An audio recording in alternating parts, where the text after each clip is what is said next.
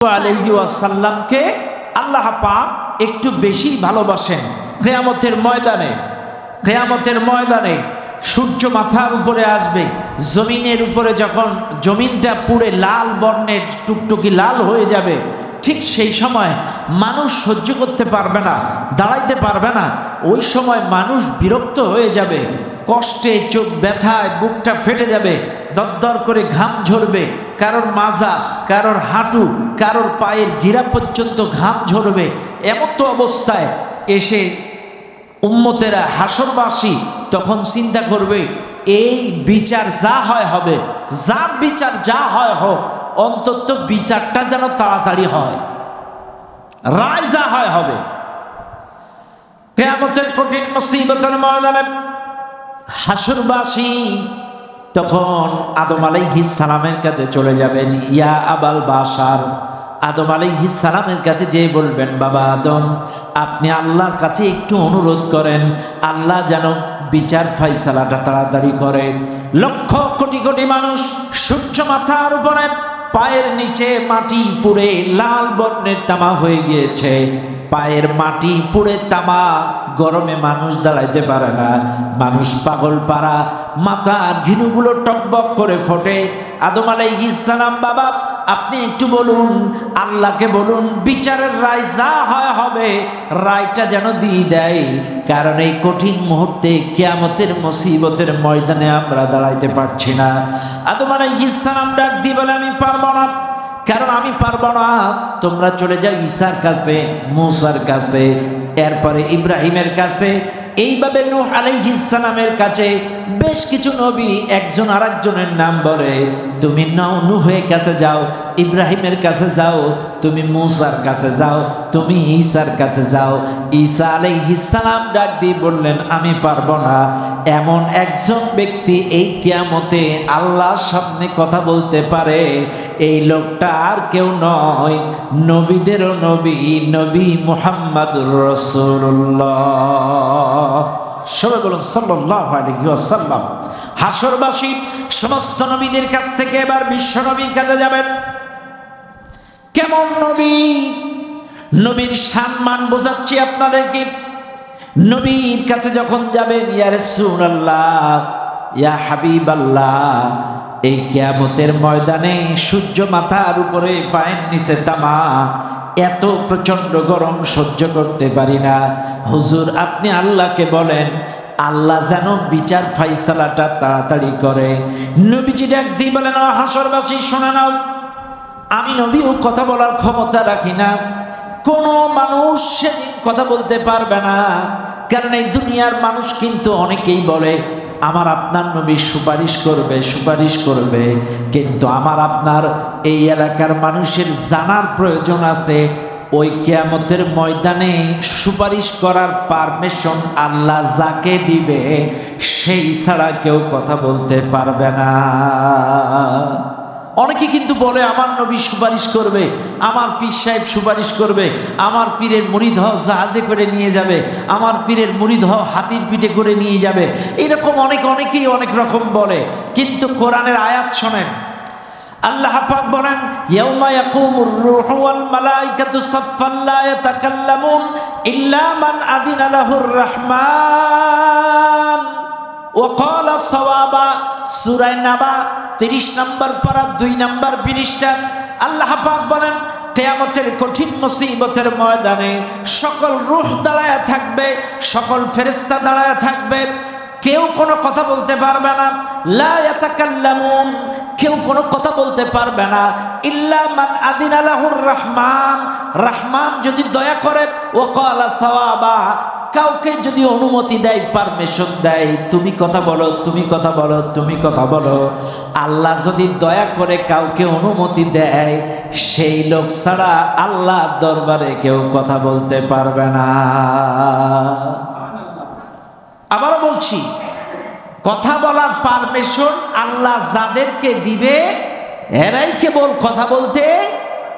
তবে আমার নবী কিয়ামতের ময়দানে সেজদায় পড়ে কাঁদবে, বেউ বেউ করে কাঁদবে, লং সেজদায় যাবেন। যখন হাসরবাসী যাবে যে, হুজুর আপনি আল্লাহর কাছে একটু আমাদের ব্যাপারে বলেন, যেন বিচারটা তাড়াতাড়ি করে। তখন নবী সেজদায় পড়ে যাবে, মাকামে মাহমুদের সামনে সেজদায় পড়ে যাবে, লং লং সেজদায় যে অনুমতি প্রার্থনা করবে যে আল্লাহ আমাকে কিছু বলার পারমিশন দাও, অনুমতি দাও। সেজদায় পড়ে অনুমতি প্রার্থনা করবে, আল্লাহ পারমিশন দিলে নবী কথা বলতে পারবে, অন্যথায় এই দুনিয়ার কোনো মানুষ একটা কথা সেদিন বলতে পারবে না। তবে অসংখ্য হাদিসে প্রমাণ আছে আমার রাসূলকে সেদিন কথা বলার অনুমতি দেওয়া হবে, আমার নবীকে কথা বলার পারমিশন দেওয়া হবে, এটার অসংখ্য দলিল আছে। তাইলে আমরা এখান থেকে প্রমাণ পেলাম যদি আল্লাহ অনুমতি দেয় কথা বলতে পারবে। এখন অনেক পীর সাহেব যে বলে আমার পীর সাহেব পার করে নিয়ে যাবে, আমি তোমাদের সাথে করে নিয়ে যাব, এগুলো কিন্তু ডাহা মিছা কথা। এগুলো বিশ্বাস করলে কিন্তু ঈমান থাকবে না, কারণ কোন পীর মানুষকে বাঁচাইতে পারবে না। মনে রাখবেন, আমি কাউকে কটাক্ষ ক্রিটিসাইজ করি না, মনে রাখবেন ওয়াত্তাকু ইয়াউমাল্লা তাজজি নাফসুন আন নাফস ওয়ালা ইউকবালু মিনহা শাফাআহ ওয়ালা ইউখাযু মিনহা আদলুন ওয়ালা হুম ইউনসারুন। সূরাতুল বাকারার আয়াত। আল্লাহ পাক বলছেন স্মরণ করো সেই দিনের কথা যেই দিন কোন মানুষ কোন মানুষের কাজে লাগবে না। লা তাজজি নাফসুন আন নাফস, কেউ কারো কোনো উপকারে আসবে না, কাজে আসবে না। ওয়ালা ইউকবালু মিনহা শাফাআহ, কারোর পক্ষ থেকে সুপারিশ গ্রহণ করা হবে না। অনেক সময় দেখা যাবে আমি বাবা আল্লাহ আমার অনেক তাহাজ্জুদের নামাজ আছে, আমি 3 বার হজ করেছি, 5 বার উমরা করেছি, আমি অনেক দান সদকা করেছি, আল্লাহ আমার বর্ডারে ছেড়ে দাও, কাজ হবে না। ওয়ালা ইউকবালু মিনহা শাফাআহ, কারোর পক্ষ থেকে সুপারিশ গ্রহণ করা হবে না। ছেলে বলতে পারবে না আল্লাহ আমি হাফেজ, আমি মাওলানা। আবারও বলছি, ভুল বুঝবেন না, আল্লাহ যাকে পারমিশন দেবে সুপারিশ করা সে কথা বলতে পারবে, অন্যথায় কথা বলা যাবে না। কারোর পক্ষ থেকে সুপারিশ অ্যাকসেপ্ট হবে না। ওয়ালা ইউখাযু মিনহা আদল, কারোর আমলের বিনিময়ে কাউকে ছেড়ে দেওয়া হবে না। বাবার আমলের বিনিময়ে সন্তানকে ছাড়বে না, সন্তানের আমলের বিনিময়ে বাবাকে ছাড়বে না, এরপরে স্বামীর আমলের বিনিময়ে স্ত্রীকে ছাড়বে না, স্ত্রীর আমলের বিনিময়ে স্বামীকে ছাড়বে না। যার আমল তাকেই বাঁচাবে। আপনার আমল যদি ভালো হয় আপনার আমল আপনাকে কিয়ামতে বাঁচাবে। এটা তো কোরআনের আয়াত, হাদিস বুখারী মুসলিমে আসছে। রাসূল তার মেয়ে ফাতেমা, জামাই আলী, ফুফু সাফিয়া বেশ কিছুকে ডেকে বলছে ও আমার চাচা, ও আমার ফুফু, ও আমার জামাই, ও আমার মেয়ে, এই দুনিয়ার জিন্দেগিতে তোমরা আমার কাছ থেকে যা খুশি নিয়ে নাও, আমি তোমাদের উপকার করতে পারবো, কিন্তু আমি নবী কিয়ামতে তোমাদের কোনো উপকার করতে পারবো না। তোমার আমল যদি ভালো হয় তোমাকে বাঁচাবে, আমি কিন্তু সেদিন বাঁচাইতে পারবো না। রাসূল তার মেয়েকে, তার জামাইকে, তার চাচাকে, তার ফুফুকে ডেকে একথা বলেছিলেন। ও ভাই, নবী যদি তার ফুফুকে একথা বলে, নবী যদি তার চাচাকে একথা বলে, নবী যদি তার মেয়ে জামাইকে একথা বলে, তাইলে বলেন তো আজকে যে বা যারা বলে আমার পীর সাহেব তোমারে জাহাজে করে পার করবে, হাতির পিঠে করে পার করবে, এ কথার কোনো ভিত্তি আছে? নাউযুবিল্লাহি মিন যালিক। এই জন্য ব্যক্তি আমল যদি ভালো হয় তাহলে আপনার আমল আপনাকে বাঁচাইতে পারবে, আল্লাহ রাসূলের সুপারিশ আপনার জন্য কাজে লাগবে, রাসূল সেদিন পারমিশনে আপনার জন্য সুপারিশ করবে। কথা বলেন ঠিক না বেটি? সম্মানিত ভাইরা, এখন আসেন রাসূলুল্লাহ সাল্লাল্লাহু আলাইহি ওয়াসাল্লামের সম্মান মর্যাদা বুঝাইতে যে, কারণ কিয়ামতে অসংখ্য নবী, প্রত্যেকটা নবী দাঁড়ায় থাকবে। ঈসা নবী সুপারিশ করতে পারবে না, মুসা নবী পারবে না, কোন নবী দাঁড়াবে না, কিন্তু আমার নবী সেজদায় পড়ে অনুমতি প্রার্থনা করবে, আল্লাহ পাক তাকে পারমিশন দিয়ে দিবেন। চাইলে আমরা এখান থেকে প্রমাণ পেলাম রাসূল সেজদায় পড়ে অনুমতি চাইবেন, আল্লাহ অনুমতি দিবেন, এবং সেদিন আমাদের জন্য রাসূল সুপারিশ করবেন। চাইলে সেদিন কিন্তু অন্য কোন নবী সুপারিশের জন্য সাহস করতে পারে না, পারবে না। এই মাহফিলের জনগণ এখন আসেন রাসূলুল্লাহ সিরাতটা আপনাদেরকে একটু বুঝাই। আমাদের দেশের মানুষ এরা মনে করে নবীজির সিরাত আমরা শুধুমাত্র সুরতে মানব, সিরাতে মানব না, সিরাতে মানব সুরতে মানব না। সিরাত সুরত বুঝেন? বুঝেন আপনারা সিরাত কি আর সুরত কি? সুরত হচ্ছে বেশ ধরা, সুরত কি? বেশ ধরা। যেমন আমি দাড়ি রেখেছি, টুপি পরেছি, পাঞ্জাবি গায়ে দিয়েছি, মেসওয়াক করি, তার মানে বেশ ধরেছি, রাসূলের সুন্নাতের বেশ ধরেছি। বাস্তবে রাসূলকে মহব্বত করে, রাসূলকে অনুসরণ করে, তার সুন্নাতের 100 ইত্তেবা আমরা করি নাই।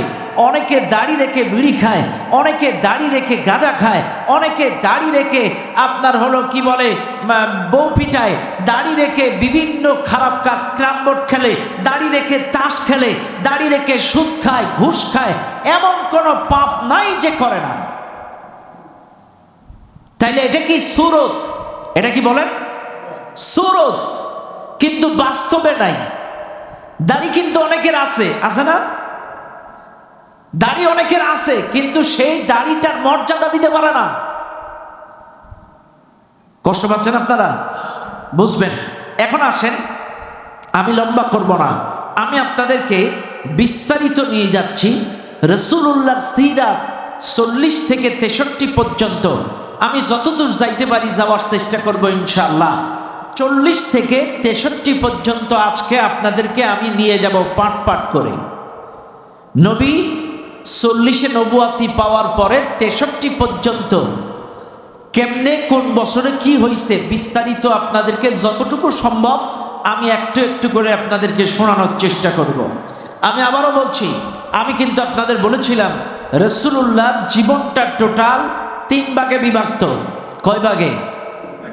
একটা হলো জন্মের থেকে 40 পর্যন্ত ভাগ, আর একটা হলো 40 থেকে 53 পর্যন্ত ভাগ, আর একটা হলো 53 থেকে 63 পর্যন্ত ভাগ। কয় ভাগ পাইছেন আপনারা? মিলাই নিয়েন। চাইলে শরিয়াত কিন্তু 40-এর আগে আসে নাই।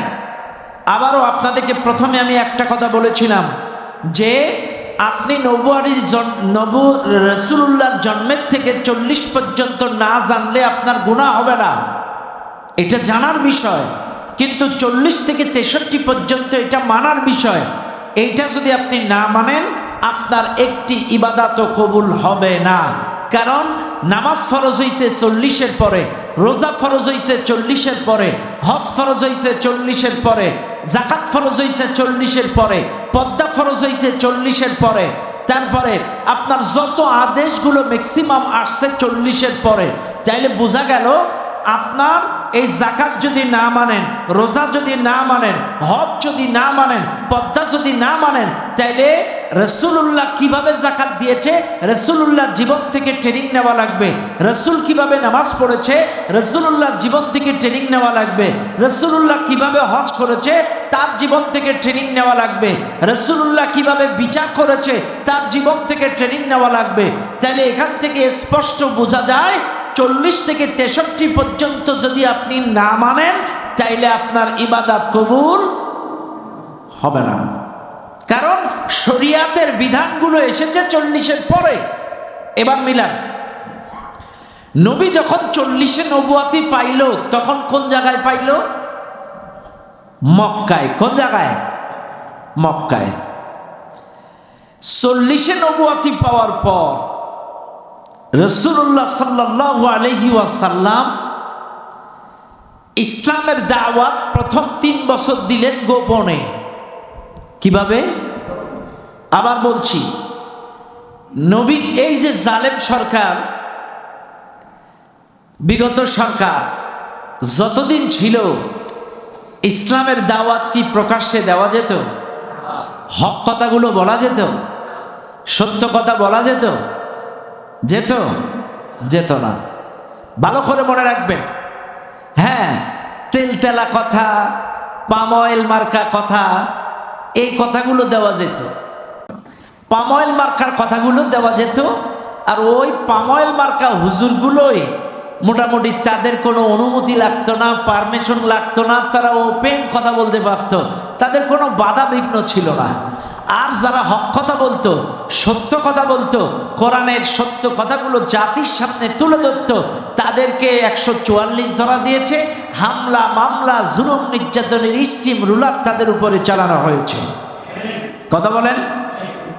এখন আসেন, তিনি নবুয়তি পাওয়ার পর 3 বছর তিনি গোপনে দাওয়াত দিছে, প্রকাশ্যে দাওয়াত দিতে পারে নাই। 41, 42, 43 এই 3 বছর গোপনে দাওয়াত দিল। গোপনে যখন দাওয়াত দিল, কাফেররা খুব বেশি বিরোধিতা করেনি। যাই বিরোধিতা করছে এটাও মৌখিক বিরোধিতা, সশস্ত্র বিরোধিতা না, হামলা মামলা জুলুম স্টিম রুলার নির্যাতন এরকম না। এই আর কি কটাক্ষ করা, ক্রিটিসাইজ করা, ব্যঙ্গ করা। এই মনে করেন যেমন এই পাগলা, জাদুকর, গণক, এ পাগল হয়ে গিয়েছে, এই জাতীয় ব্যঙ্গ করে কথা বলতো, কটাক্ষ করে কথা বলতো, এইভাবে গালিগালাজ এই জাতীয় ছিল। 3 বছরের দাওয়াত ছিল যেমন গোপন, 3 বছরের কাফেরদের শত্রুতাটাও ছিল এই ক্রিটিসাইজমূলক মৌখিক বিরোধিতা। মৌখিক বিরোধিতা ছিল তাদের 3 বছরের বিরোধিতা। এবার আসেন মুসলমানেরা আমার, নবীজি যখন 44তম বছরে পদার্পণ করলেন, নবুয়তির 4 বছর, নবীজি এবার চিন্তা করলেন আর গোপনে দাওয়াত দেওয়া যাবে না, এবার একটু প্রকাশ্যে দাওয়াত দেওয়ার দরকার, প্রকাশ্যে দ্বীনের দাওয়াত দেওয়ার দরকার। তবে এখানে যারা আছেন একটু শুনে নেন, ভালো করে বুঝে নেন। একটা রিকশাওয়ালাকে দাওয়াত দিবেন, একটা ভ্যানওয়ালাকে দাওয়াত দিবেন, একটা মাঠে খেটে খাওয়া শ্রমিককে দাওয়াত দিবেন। এই দাওয়াতটা যতটা বেশি কাজে না লাগবে, এলাকার মোড়ল মাতব্বার একটু ধনী ব্যক্তি মানুষ যদিকে দাওয়াত দেওয়া যায়, এইটা ইসলামের জন্য বেশি উপকার হয়। রাগ করেন না কিন্তু, আপনারা বোঝার চেষ্টা করেন। একটা ভ্যানওয়ালা দাওয়াত দিবেন, রিক্সাওয়ালা দাওয়াত দিবেন, শ্রমিকদেরকে দাওয়াত দিবেন, তারা এই দাওয়াত আরেকজনের কাছে পৌঁছে দিবে। কিন্তু একটা মেম্বারকে যদি দাওয়াত দিয়ে ইসলামের পক্ষে আনতে পারেন, একটা চেয়ারম্যানকে দাওয়াত দিয়ে যদি ইসলামের পক্ষে আনতে পারেন, এলাকার একটা মোড়লকে যদি ইসলামের পক্ষে আনতে পারেন, এই মোড়লের বলেন তো এলাকায় একটা দাপট আছে না নাই? এই এলাকায় দাপট আছে, এর সম্পদ সম্পত্তি আছে। যাদের সম্পদ সম্পত্তি আছে এদের আন্ডারে কর্মচারী কাজ করে 20 জন 30 জন, ব্যবসা প্রতিষ্ঠানে, দোকানে, বিভিন্ন জায়গায় চাকরি বাকরি বিভিন্ন জায়গায় করে। তো দেখবেন একটা সম্পদ সম্পত্তিশালী একটা কোটিপতিকে যদি দাওয়াত দেওয়া যায়, তাহলে ওর মিল কারখানা, ফ্যাক্টরি, ওর দোকান, ওর ব্যবসা প্রতিষ্ঠানের কর্মীরাও দাওয়াত পাবে, ওর আন্ডারে যারা সহযোগিতা পায় এলাকার, তারাও কিন্তু দাওয়াত পেয়ে যাবে। কথা কানা পাবে কি পাবে না? বোঝার চেষ্টা করেন। তাইলে আজ আপনাদেরকে বলছি, ইসলামী আন্দোলনের কর্মী যারা, বাংলাদেশ জামাত ইসলামের কর্মী যারা, ইসলামী আন্দোলনের পক্ষের কর্মী যারা, আপনারা টার্গেট করবেন বড় বড় রুই কাতলা। কথা বুঝছেন আপনারা? বড় বড় রুই কাতলা টার্গেট করবেন। এতদিন যা করেছে করেছে, এখন দাওয়াত দেন। যে দল করে করুক না, বিরোধিতা যে দল করে করুক, তার কাছে দ্বীনের দাওয়াত দেন। 1 দিন যান, 2 দিন যান, 3 দিন যান। আমার বাস্তব জীবনের কথা বলি, আপনারা বেশি গভীরে যাবেন না, আমি সংক্ষেপে বলছি। একবার আমার এক লোক, আমার খুব আপন লোক, প্রথম একবার তিনি আমাকে অ্যারেস্ট করায় দিল। অ্যারেস্ট করায় দেওয়ার পরে এরপরে আমি আসার পরে, বাইরে আসার পরে, এরপরে আমি কি করলাম, যে কোনো অনুষ্ঠানে গেলে ওনাদের সাথে নিয়ে যেতাম। আমার মাদ্রাসার কোনো প্রোগ্রাম হলে ওনাকে অতিথি বানায় দিতাম, আমার মাদ্রাসার মাহফিল হলে ওনাকে অতিথি বানায় দিতাম। বিভিন্ন কায়দায় ওনাকে সাথে ডাতে, আমার ব্লাড ব্যাংকের প্রোগ্রাম হলে তাকে অতিথি বানাতাম বিভিন্ন কায়দায়। এর পরের বছর আমি আবার অ্যারেস্ট হলাম, উনি যেয়ে আমাকে ছাড়াই নিয়ে আসছে। কথা বুঝেন না আপনারা? বুঝেন? কিন্তু প্রথম বছর উনি আমারে ধরায় দিছে, পরের বছর সারা রাত থানায় বসে থেকে আমারে ছাড়াই আনছে। এই জন্য কেউ আপনার বিরোধিতা করলো তার থেকে দূরে সরে যাবেন না, তাকে বেশি করে দাওয়াত দেবেন, তার কাছে বেশি ইসলামের দাওয়াত দেন। কে আওয়ামী লীগ, কে বিএনপি, কে জাতীয় পার্টি, যান সবার কাছে, ওদের কাছে দাওয়াত দেন, ইসলামী সাহিত্য দেন, কোরআন দেন, ওদেরকে বেশি বেশি করে দাওয়াত দিয়ে ফিরিয়ে আনেন। মানুষ চিরকাল চিরদিন ভুল পথে, ভুল মতে, ভুল রাস্তায় থাকে না। খোলা তলোয়ারি নিয়ে ছুটে এসেছিল খলিফা ওমর, কিন্তু খলিফা ওমর কোরআনের তেলাওয়াত শুনে, সুমধুর বাণী শুনে ইসলামের সুশীতল ছায়ায় চলে এসেছে। কাজী আপনারা টার্গেট করবেন রুই কাতলা, সবসময় ওই সুনি পুটিতে দাওয়াত দিবেন না, সবাইকে দাওয়াত দিবেন। মাথা থাকবেন ইনশাআল্লাহ, এটা কাজে লাগবে। রাসূল প্রকাশ্যে দাওয়াত দিবে। দুই একজন সাহাবা বলছে হুজুর, ওমর বলতেছে, অন্যান্য সাহাবারা বলছে হুজুর এইভাবে দাওয়াত দিলে চলবে না, প্রকাশ্যে দাওয়াত দেওয়া লাগবে। 44-45 প্রকাশ্যে দাওয়াত দেওয়া শুরু হলো। এবার আসেন প্রকাশ্যে দাওয়াত। তাইলে প্রথম 3 বছর ছিল গোপনে, পরের 2 বছর হলো প্রকাশ্যে। এইবার যখন রাসূল 44তম বছরে প্রকাশ্যে দাওয়াত দিলেন, এইবার কাফির বেঈমানেরা প্রকাশ্যে বিরোধিতা করা শুরু করলো, রাসূলের বিরোধিতা করা শুরু করলো, প্রকাশ্যে জুলুম নির্যাতনের স্টিম রুলার চালানো শুরু করলো। বিশেষ করে ওই মক্কা নগরীতে গরিব সাহাবী ছিল যারা, এদের উপরে বেশি জুলুম চালালো। আর এটা ইতিহাস যেটা সাক্ষ্য দেয়, সেই পৃথিবীর শুরু থেকে এই পর্যন্ত যত জুলুম নির্যাতন বেশি আসে গরিবের উপরে। কথা কানা? দেখেন কোটিপতিরা, বড় লোকেরা এত খুন খারাপি, এত অকারেন্স করে, সালিশ বিচার সব পাল্টে যায়। কিন্তু গরিব মানুষ যদি কিছু করে, যত চাপ সব গরিব মানুষের উপরে। আস্তে আস্তে বাপ, আস্তে আস্তে আস্তে আস্তে আস্তে আস্তে আস্তে আস্তে বাপ, রাগারাগি না, আস্তে বাপ, ছোট মানুষ, ছোট মানুষ বাপ, আস্তে। কথা বলেন ঠিক না বেটি? তাহলে আমরা কি বুঝলাম? যত বিরোধিতা, ইসলাম বিদ্বেষিতা আসছে 44-এর পরে যখন প্রকাশ্যে দাওয়াত দিয়েছি, আর সবচাইতে বেশি বিরোধিতা, বেশি জুলুমের শিকার গরিব সাহাবাজ মাইন্ডের উপরে।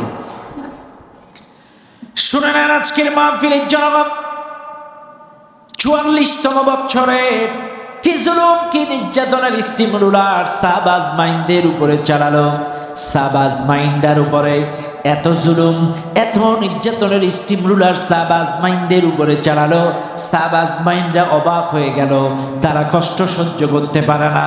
প্রাথমিক পর্যায়ে 44-45 বছর যখন রাসূলুল্লাহর নবুয়তির বয়স, 45তম বছরে এত জুলুম নির্যাতনের স্টিম রুলার, এত নির্যাতনের স্টিম রুলার সাহাবাজ মাইন্ডের উপরে চালায়।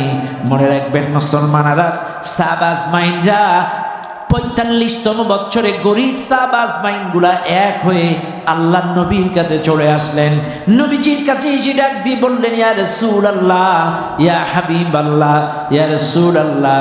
আল্লাহর নবীর কাছে এসে 45তম বছরে সাহাবারা এসে ডাক দিয়ে বলেন, ইয়া রাসূলুল্লাহ, আমরা সহ্য করতে পারি না ইসলাম কবুল করার অপরাধে, কালেমা কবুল করার অপরাধে, ইসলামের সুশীতল বাতাসে আসার কারণে, কোরআন গ্রহণ করার কারণে, কালেমা গ্রহণ করার কারণে, নবী আপনার প্রতি ঈমান আনার কারণে মক্কার কাফেরেরা আমাদের উপরে যে জুলুম নির্যাতনের স্টিম রুলার আমাদের উপরে চালায়, আমরা সহ্য করতে পারি না। ইয়া রাসূলুল্লাহ, আমরা কি করব? সাহাবাজ মাইন্ডা যখন রাসূলুল্লাহর কাছে যে কথা বললেন, নবীজি মক্কায় মনে হয় আমাদের আর থাকা হবে না, বৈরী আবহাওয়া, আমাদের মনে হয় মক্কায় আর থাকা হবে না।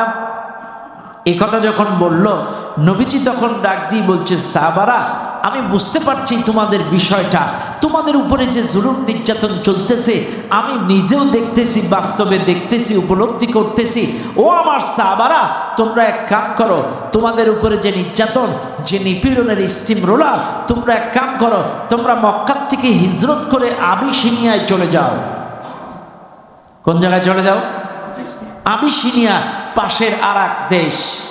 আবিসিনিয়ায় চলে যাও।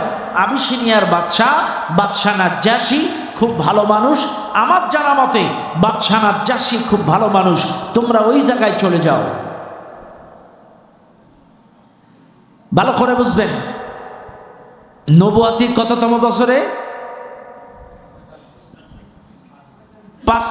নবুয়াতির 5 বছর, রাসূলুল্লাহর 45 বছর। পঞ্চম বছরে সাহাবারা যখন নির্যাতন সহ্য করে পারছে না, নবীজি বলছে, সাহাবারা যাও, তোমরা চলে যাও, হিজরত করো, আবিসিনিয়ায় চলে যাও। শুনে নেন দুনিয়ার মানুষ, আল্লাহর নবী যখন মক্কার সাহাবাদেরকে পারমিশন দিলেন, পরামর্শ দিলেন, সাহাবারা তোমরা আবিসিনিয়ায় চলে যাও, কারণ আবিসিনিয়ার বাদশাহ নাজ্জাশী বড্ড ভালো মানুষ, আবিসিনিয়ায় চলে যাও। এইবার আবিসিনিয়ায় যাওয়ার পরে 4 জন ছিল মহিলা, 4 জন মহিলা, 11 জন পুরুষ, 15 জন হিজরত করলেন আবিসিনিয়ায়। প্রথম দফায় 15 জন কাফেরদের নির্যাতনের শিকার হয়ে, পরের দফায় আরো বেশ কিছু, মোট 2 দফায় 101 জন হিজরত করলেন। কয়জন? 101 জন 2 দফায়। তবে হ্যাঁ, নবুয়াতির প্রথম থেকে এই পর্যন্ত ইসলাম কবুল করেছে মক্কায় 5 বছরে 140 জন, 141 জন। কয়জন? ভালো করে খেয়াল করেন, আমি কিন্তু নবুয়াতির প্রথম থেকে আপনাদের কিন্তু ক্লাস নিচ্ছি, ভালো করে মুখস্থ করবেন। মনে রাখবেন দুনিয়ার মানুষেরা, 41, 42, 43, 3 বছর গোপনে দাওয়াত, 44, 45 প্রকাশ্যে দাওয়াত, 3 বছর গোপনে আর 2 বছর প্রকাশ্যে। টোটাল মক্কায় লক্ষ হাজার মানুষের মধ্য থেকে ইসলাম কবুল করলেন মাত্র 141 জন। 141 জনের ভেতর থেকে 2 দফায় 101 জন হিজরত করে মক্কা থেকে আবিসিনিয়ায় চলে গেলেন। থাকে কয়জন? 40। এইবার মক্কার কাফেরদের চোখে সেটা পড়েছে। কাফেররা চিন্তা করছে, এদের উপরে আমরা জুলুম চালাতাম, নির্যাতন চালাতাম, এদের বড় একটা অংশ নাই, এদের নজরে এটা আসছে। 141 জন মুসলমানের ভেতর থেকে যদি 101 জন যদি চলে যায়, বলেন তো এটা চোখে আসবে না? আসবে না? আসবে না? এটা বড় অংশ সবার চোখে আসছে, কাফেরদের চোখে আসছে। এটা ইসলামের প্রথম হিজরত। 2 দফায় 101 জন হিজরত করলো। এই দুনিয়ার মানুষ, হিজরতটা দেখেন, একটু বোঝানোর চেষ্টা করি।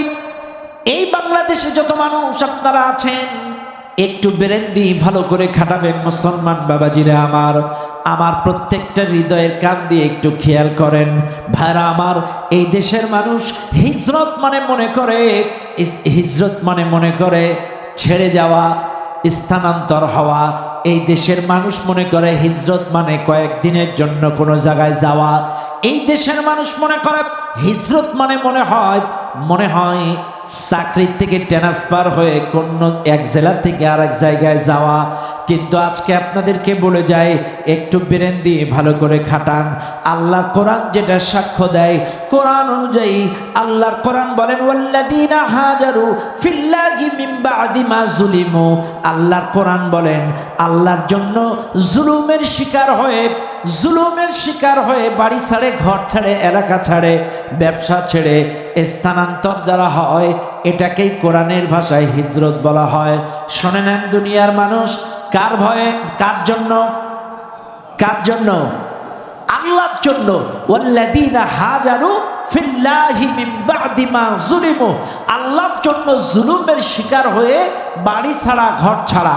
এবার আসেন, এই তাইলে হিজরত মানে ত্যাগ করা, পরিত্যাগ করা, ছেড়ে যাওয়া, স্থানান্তর হওয়া। এখন আসেন, তাইলে এই দেশে আমরা অনেকেই মনে করি চাকরিতে ট্রান্সফারটাও তো ছেড়ে যাওয়া। না, এটাকে হিজরত বলে না। নির্দিষ্ট কিছু দিনের জন্য কোথাও যাওয়া, এটাকে হিজরত বলে না। মনে রাখবেন, শ্বশুর বাড়ি যাওয়া কয়েকদিনের জন্য, এটাকে হিজরত বলে না। হিজরত হলো আল্লাহর জন্য, আল্লাহ দ্বীনের জন্য। আপনি ইসলাম কবুল করেছেন, আল্লাহর জমিনে, আপনার এলাকায়, আপনার মহল্লায়, আপনার জেলায়, আপনার উপজেলায় আল্লাহর হুকুম, আল্লাহর হুকুম আহকাম এবং দ্বীনের যে পদ্ধতি, ইসলামের দাওয়াত, কোরআনের দাওয়াত, ইসলামী আন্দোলন করার, এটা আপনার এলাকার কাফেররা, জালেমরা, এরা আপনাকে সেই সুযোগ দিচ্ছে না। আপনার কাছে চাঁদাবাজি করছে, আপনাকে হামলা দিচ্ছে, আপনাকে মামলা দিচ্ছে, আপনার উপরে নির্যাতনের স্টিম রোলার চালাচ্ছে। এই নির্যাতনের শিকার হয়ে ব্যবসা ছেড়ে, বাড়ি ছেড়ে, ঘর ছেড়ে আপনি যদি ত্যাগ করেন, এটাকেই বলা হয় শরীয়তের ভাষায় হিজরত। যেই হিজরতটা এই জালেম সরকার খুনি হাসিনার আমলে জামাত ইসলাম বা ইসলামী আন্দোলনের অসংখ্য ভাইয়েরা করেছিল। এই কথা বলেন, কারণ এটা বাস্তব প্রমাণ। আমি সৌদি আরবের মদিনাতে একটা প্রোগ্রাম করছি, এটা সম্ভবত এটা 23 সালে মদিনায় একটা প্রোগ্রাম চলছে। মদিনায় প্রোগ্রাম চলছে, প্রায় 2-3 হাজার বাঙালি। প্রোগ্রামটা শেষে এই বাঙালিরা এসে হাতে হাত দিচ্ছে, কেউ কাঁদতেছে, চোখের পানি ফেলাচ্ছে। বিশেষ করে আমাদের এই রয়েসপুরের একটা ছেলে, অলিউল্লাহ নাম, এই ছেলেটা এসে কাঁদতেছে, হুজুর প্রায় 5-7 বছর বাড়িতে যাইতে পারি না, মা অসুস্থ, দেখতে যাইতে পারি না, জুলুমের শিকার হয়ে হামলা মামলা খেয়ে বাড়ির থেকে চলে এসেছি। নোয়াখালী, কুমিল্লা, চট্টগ্রাম, গোটা বাংলাদেশ অসংখ্য ভাইরা, ইসলামী আন্দোলনের কর্মীরা এই খুনি হাসিনা জালেম সরকারের জুলুমের শিকার হয়ে হামলা মামলা নির্যাতনের স্টিম সুরা সহ্য করে তারা এলাকা ছেড়ে, বাড়ি ছেড়ে বিভিন্ন দেশে প্রবাসে রাত কাটাইছে। কথা বলেন ঠিক কিনা? শুধু চায় না, এই বাংলাদেশের কথা বলেন, বাংলাদেশের দিকেও তাকান। এই জালেম সরকারের নির্যাতনের স্টিম রুলারের কারণে আজকে এই বাংলাদেশে সুদ করছিল যারা, ঘুষ করছিল যারা, চাঁদাবাজ, সন্ত্রাস, ধর্ষক, বড় বড় চিটার বাটপার মাস্তানগুলো, এই খুনি হাসিনার লুটেরা যারা প্রকাশ্যে বুক ফুলায় বেড়াইছে। আর এই 17টা বছর বাংলার জমিনে আলেম উলামা, ইসলামী আন্দোলনের কর্মীরা রাতের অন্ধকারে আগানে বাগানে আর জেলখানায় রাত কাটাইছে। কথা বলেন ঠিক না বেটে? অথচ একটা ধর্ষক বুক ফুলে ঘুরে বেড়াইছে, একটা চাঁদাবাজ বুক ফুলে বেড়াইছে, একটা দুর্নীতিবাজ বুক ফুলে বেড়াইছে, লক্ষ কোটি কোটি টাকা চাঁদাবাজি করেছে। এরা আবার রাতের পর রাত ভাষণ দিয়েছে, দিনের পর দিন ভাষণ দিয়েছে। সালমান এফ রহমান দরবেশ বাবা ৭৫,০০০ কোটি টাকা একাই শেষ করে ফেলছে। এরাই বুক ফুলায় বেড়াইছে, এরাই ছিল বড় বড় সম্মানী। একটা প্রাইম মিনিস্টারের একটা পিয়নও সে 400 কোটি টাকার মালিক। এটা আবার বুক ফুলাই বলে গর্বের সাথে। আস্তাগফিরুল্লাহ। তার মানে একেবারে দেশটারে ওই যে আমের আটি সাইডে সাইডে আমের আটি রেখে গিয়েছে। এখন এসে আপনারা বলেন, অনেকেই বলতেছে আগেই ভালো আছিল। আমি মনে করি, আর বললাম না, এদের বিবেকে হয়তোবা কেউ প্রস্রাব করে দিয়েছে। চোখ থাকতে, কান থাকতে, বিবেক থাকতে যারা বিচার বিশ্লেষণ করে না, তারা চতুষ্পদ জানোয়ারের চাইতে খারাপ। 17টা বছর কোরআনের কথা বলা যায় না, 11 লক্ষ কোটি টাকা পাচার করেছে, লক্ষ হাজার হাজার মানুষকে খুন করেছে, গুম করেছে, প্রায় 1000 বাচ্চা ছাত্রদেরকে শহীদ করেছে। আল্লামা দিলওয়ার হোসেন সাইদির মতো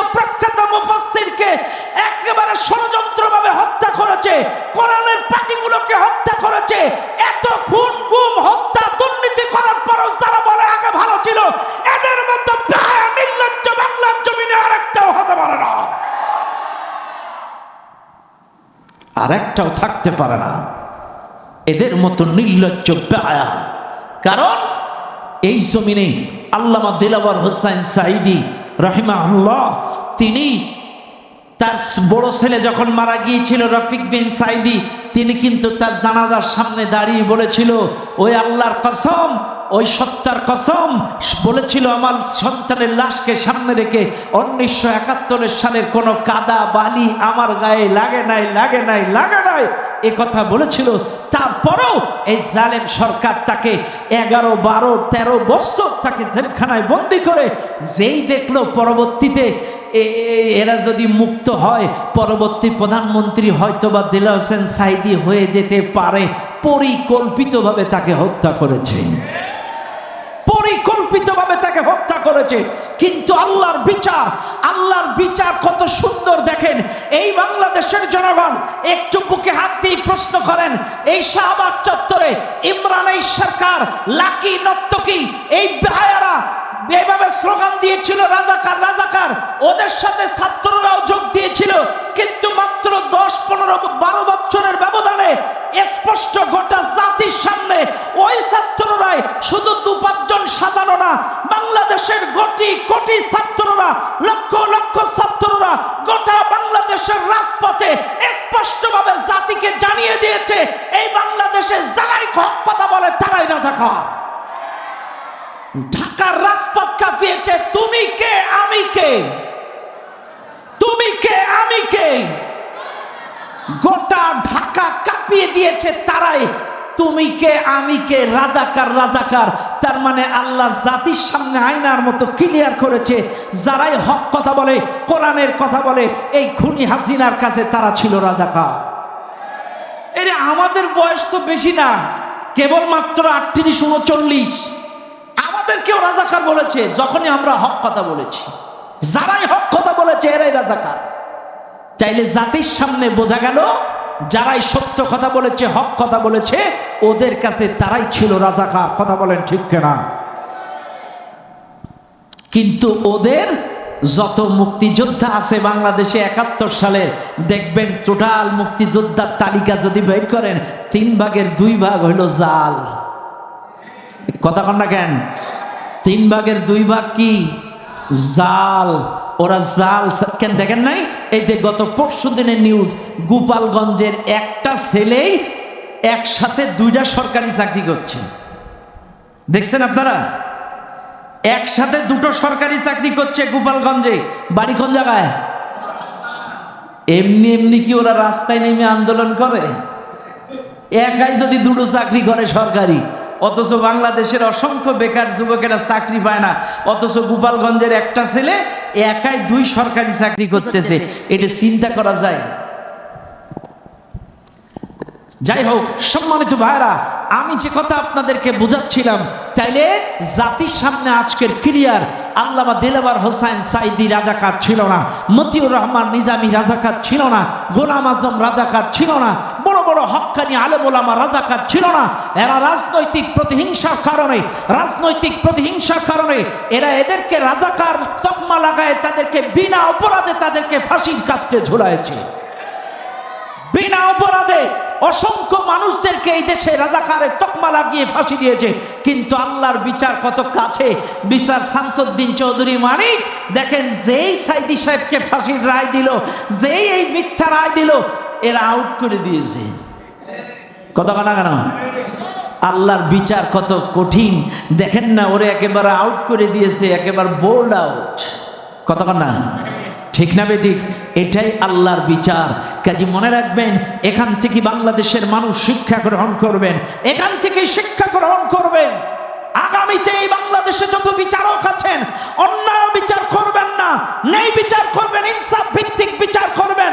এই জালেমরা যেমন তাদের শাস্তি পাচ্ছে, শামসুদ্দিন চৌধুরী মানিকের যেমন বিচার হচ্ছে, আগামীতেও যদি কেউ 2 নম্বরি করার চেষ্টা করে, তাদের বিচার এই বাংলার জনগণ এভাবেই করবে। বারা আমার, আমি যে কথা বলছিলাম, তাইলে আসেন আমি আপনাদেরকে বলছিলাম যে 45তম বছরে হিজরত করে যখন মদিনায় আবিসিনিয়ায় চলে গেলেন, আবিসিনিয়ায় হিজরত করে চলে গেলেন, তাইলে আপনার আবিসিনিয়ায় যাওয়ার পরে এইবার মক্কার কাফেরদের টরক নড়ে উঠল, আমার দেশের 101 জন নাগরিক অন্য দেশে চলে গেল, এদেরকে ফিরায় আনা লাগবে, এদেরকে ফিরায় আনা লাগবে, যে কোনো কায়দায় এদেরকে ফিরিয়ে আনা লাগবে। কি করে ফিরিয়ে আনা লাগবে? এইবার দুইজনকে ঠিক করলো প্রতিনিধি, মক্কার কাফেররা দুইজনকে ঠিক করলো। একটা হলো আবু জেহেলের ভাই, আর একটা হচ্ছে আমর ইবনুল আস। এরা দুইজন, তো এই আমর ইবনুল আস পরবর্তীতে ইসলাম কবুল করেছে, কিন্তু তখনও পর্যন্ত ইসলাম কবুল করে নাই। আমর ইবনুল আস এখনো পর্যন্ত ইসলাম কবুল করে নাই। দুইজনকে ঠিক করলেন, মোটা অঙ্কের ঘুষ দিয়ে, টাকা দিয়ে ঠিক করলেন আবিসিনিয়ার থেকে তাদেরকে ফিরায় নিয়ে আসবে। দুনিয়ার মানুষ, মক্কার থেকে দুই প্রতিনিধি চলে গেলেন আবিসিনিয়ায়। আবিসিনিয়ায় যাওয়ার পরে বাদশাহ নাজ্জাশীর দরবারে চলে গেলেন। বাদশাহ নাজ্জাশীর কাছ থেকে 101 জনকে ফিরায় আনতে গেলে তাদের তো নির্দিষ্ট একটা অভিযোগ দেওয়া লাগবে। এই মক্কার দুইজন কাফের আবিসিনিয়া যাওয়ার পরে বাদশাহ নাজ্জাশীকে ডাক দিয়ে বললেন, বাদশাহ শুনে নেন, বাদশাহ কি করা যায় শুনে নেন বাদশাহ। আপনার এই রাজ্যে আবিসিনিয়ায় 101 জন লোক ঢুকেছে, মক্কা থেকে এসেছে। এই দুইজন প্রতিনিধি ডাক দিয়ে বলে, এরা ছিল রাজাকার, এরা ছিল জঙ্গি, এরা রাষ্ট্রবিরোধী। এক কথা, এটা তো কথার কথা বলছি। এই দুইজন কাফের মক্কায় যেয়ে বলতেছে এরা রাষ্ট্রবিরোধী অপরাধ করেছে, এরা খুন, রাজধানী, চাঁদাবাজ, সন্ত্রাস, এরা অকারেন্স করে বেড়ায়। এই জন্য মক্কার মানুষ তাদেরকে থাকতে দেয় নাই, এরা পালাই আপনার দেশে চলে এসেছে। মিথ্যা অভিযোগ দায়ের করলো আবিসিনিয়ার বাদশাহ নাজ্জাশীর কাছে। তাইলে আপনারা ভুল বুঝবেন না, কিন্তু আপনারা মনে করেন যে এখন শুধু মিথ্যা কলঙ্ক দেয় এটা বাংলাদেশের, এটা হাসিনার দোষ। না, এটা কিন্তু সেই জামানার কাফেররাও দোষ দিয়েছিল। এটা কোরআনের আয়াত, বিসাল ইসমুল ফুসুক বাদাল ঈমান ওয়া মান লাম ইয়াতুব ফাউলাইকা হুমুজ জালিমুন। সূরা লুকমানের আয়াত। আল্লাহ কোরআন বলতেছে, যদি তুমি ঈমান আনো, কোরআনের পথে, ইসলামের পথে চলো, চাইলে এই কাফির বেঈমান নাস্তিক যারা, এরা তোমার নাম বিকৃত করে দেবে, তোমার নাম কটাক্ষ করবে। চাইলে এই দেশে যারাই হক কথা বলে তারাই জঙ্গি, এই দেশে যারা সত্য কথা বলে তারা রাজাকার, এই দেশে যারা হক কথা বলে তারা ধর্ষক। কথা বলেন ঠিক না বেঠিক? এখন ওই হক কথা, এই 101 জন যখন ঢুকেছে, এদেরকে ধর্ষক, চাঁদাবাজ, সন্ত্রাস, রাষ্ট্রবিরোধী বিভিন্ন তকমা লাগায়া বাদশার কাছে যখন মিথ্যা কলঙ্ক দিছে, এইবার বাদশাহ তো একটা দেশ চালায়। বাদশাহ নাজ্জাশী তিনি চিন্তা করলেন, আমি যেহেতু একটা দেশ পরিচালনা করি, আমার দেশে 101 জন ঢুকছে, এইটা তো আমার জানা নেই। বাদশাহ নাজ্জাশীর ব্রেনে এটা ছিল না যে একটা দেশে 101 জন ঢুকেছে। আর তখন তো পাসপোর্ট ভিসার ব্যবস্থা ছিল না, বুঝছেন?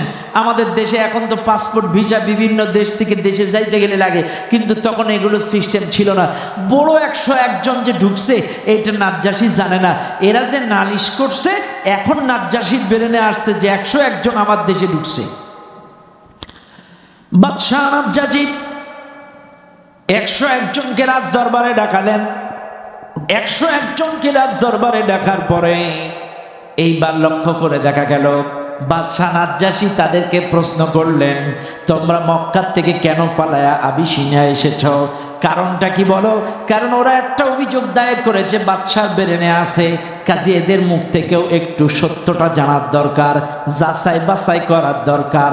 মনে রাখবেন মুসলমানেরা, এইবার এই 101 জনের প্রতিনিধিত্ব যিনি করেছিলেন, জাফর ইবনে আবি তালিব রাদিয়াল্লাহু তাআলা।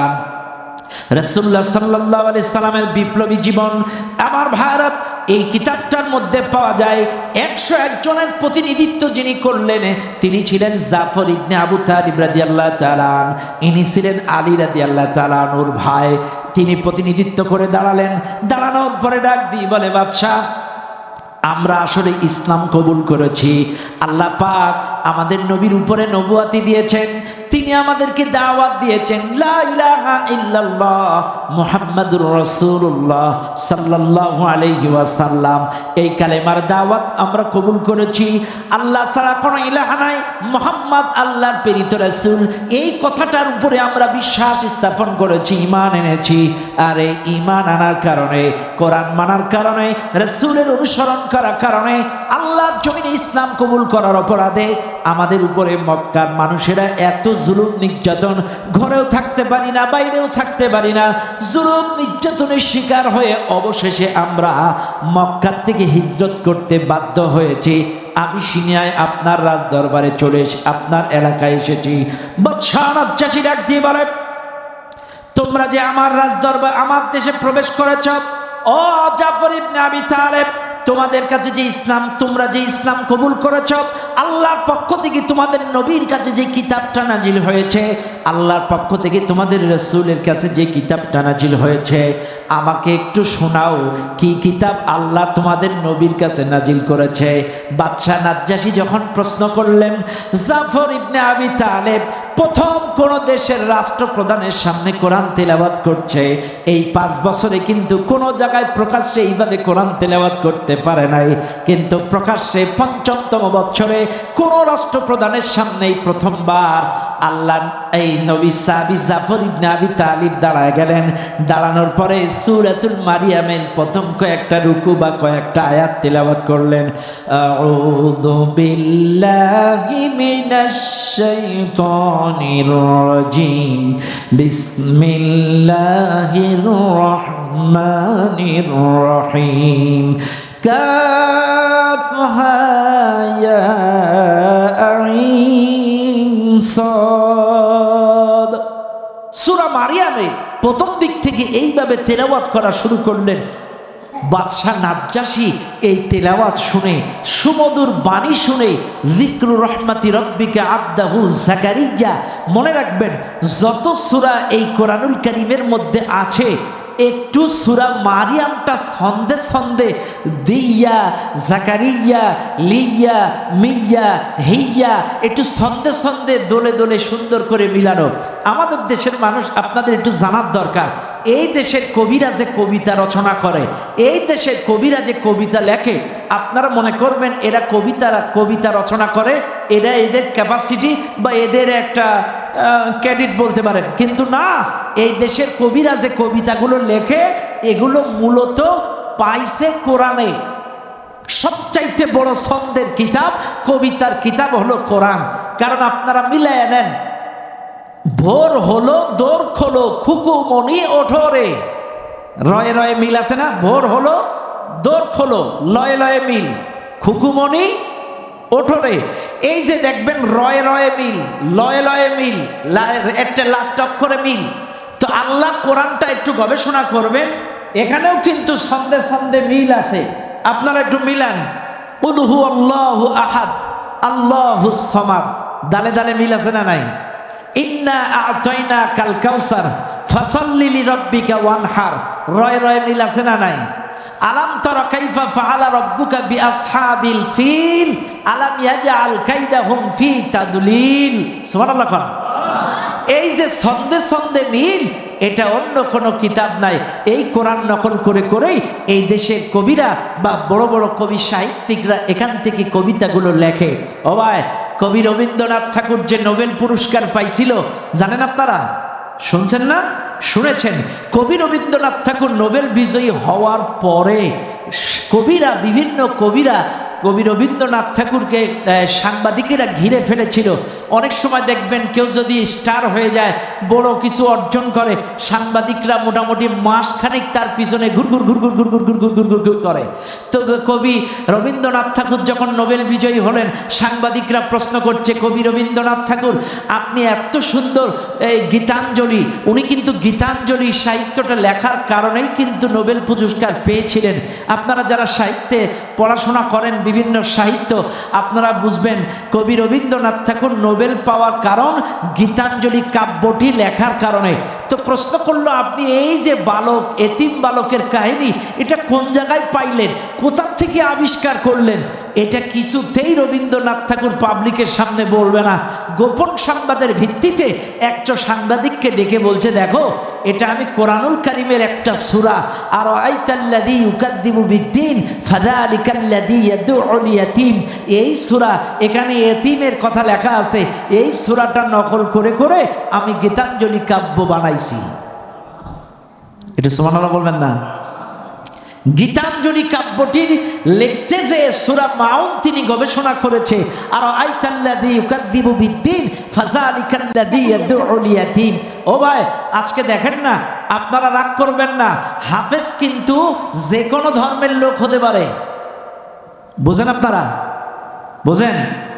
হাফেজ কিন্তু যে কোনো ধর্মের লোক হতে পারে। কোরআনের হাফেজ। আপনারা মনে করবেন শুধু হাফেজ মুসলমানেরাই হয় না। একটা হাদিসে এসছে, রুহের জগতে রাসূলুল্লাহর রূহ যারা দেখেছে তারাই কোরআনের হাফেজ হতে পারে। কথা বুঝছেন? এবার আপনারা মিলাবেন, আমাদের দেশে এই যে বর্তমান আমেরিকার যে রাষ্ট্রদূত, এর আগে কে ছিল? ডান মজিনা, নাম শুনছেন না আপনারা? ডান মজিনা, সে কিন্তু হাফেজ ছিল। আপনাদের একটা তথ্য দেয়, সে কিন্তু হাফেজ ছিল, কিন্তু ঈমান আনে নাই। আমাদের এই উপমহাদেশে সর্বপ্রথম কোরআন বাংলায় অনুবাদ কে করেছিল? গিরিশচন্দ্র সেন। সে কি মুসলিম? তাইলে সে যদি কোরআন গবেষণা না করবে, এ কোরআন বাংলায় অনুবাদ করলো কি করে? এ কথা কানা, কথা কানা, বোঝার চেষ্টা করেন। তাইলে এরা কিন্তু কোরআন গবেষণা করেছে, কিন্তু ঈমান আনে নাই। যে কোনো কারণে হোক ঈমান আনে নাই। কাজে আপনাদেরকে বলছি, আমি কথাটা বোঝার জন্য, কি কথাই উঠলো বলো? কোন কারণে কথাটা টানলাম? ও গীতাঞ্জলি, হ্যাঁ, সন্দেহ কিতাব। ও বাদশা নাজ্জাশী যে তেলাওয়াত শুনলো, সূরা মারিয়ামের তেলাওয়াত, এই যে সন্দেহ সন্দেহ কিলাওয়াত শোনার পরে বাদশা নাজ্জাশীর চোখের কোণা দিয়ে অঝরে পানি পড়া শুরু হয়ে গেল। অঝরে চোখের পানি ঝরল।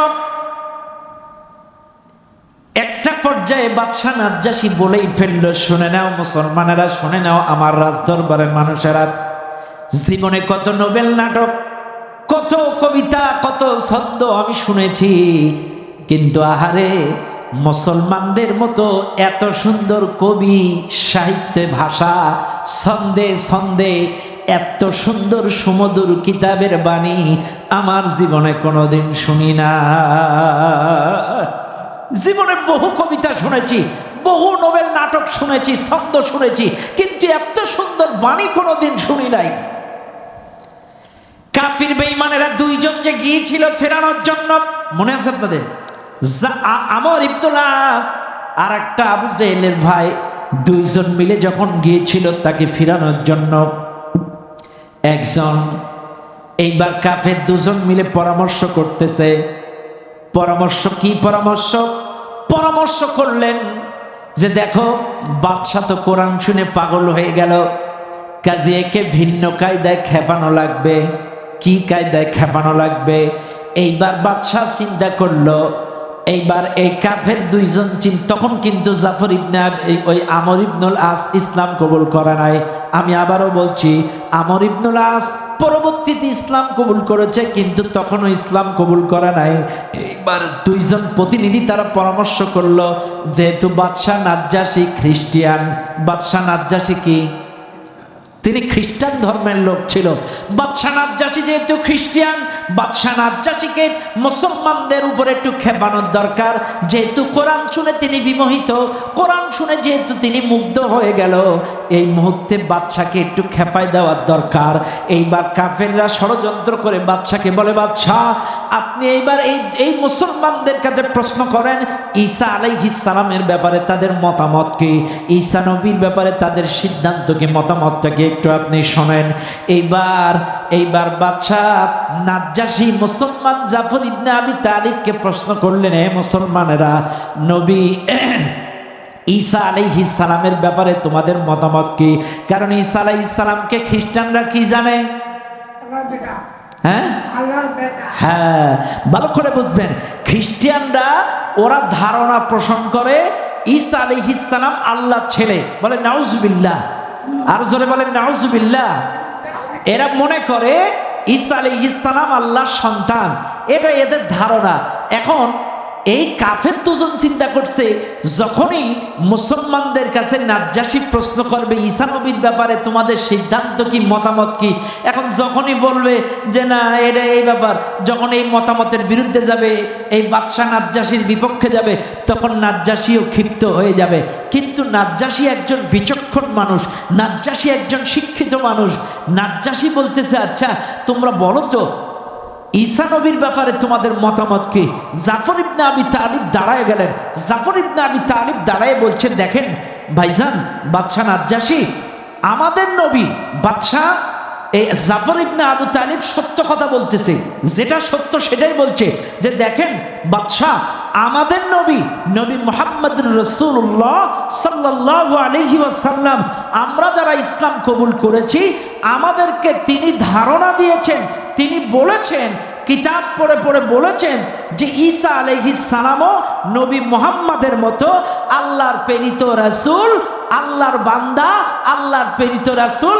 এখন আমাদের নবী আমাদেরকে যেটা বলেছে আমরা সেটাই বিশ্বাস করি, সেটাই মানি। কি বললো?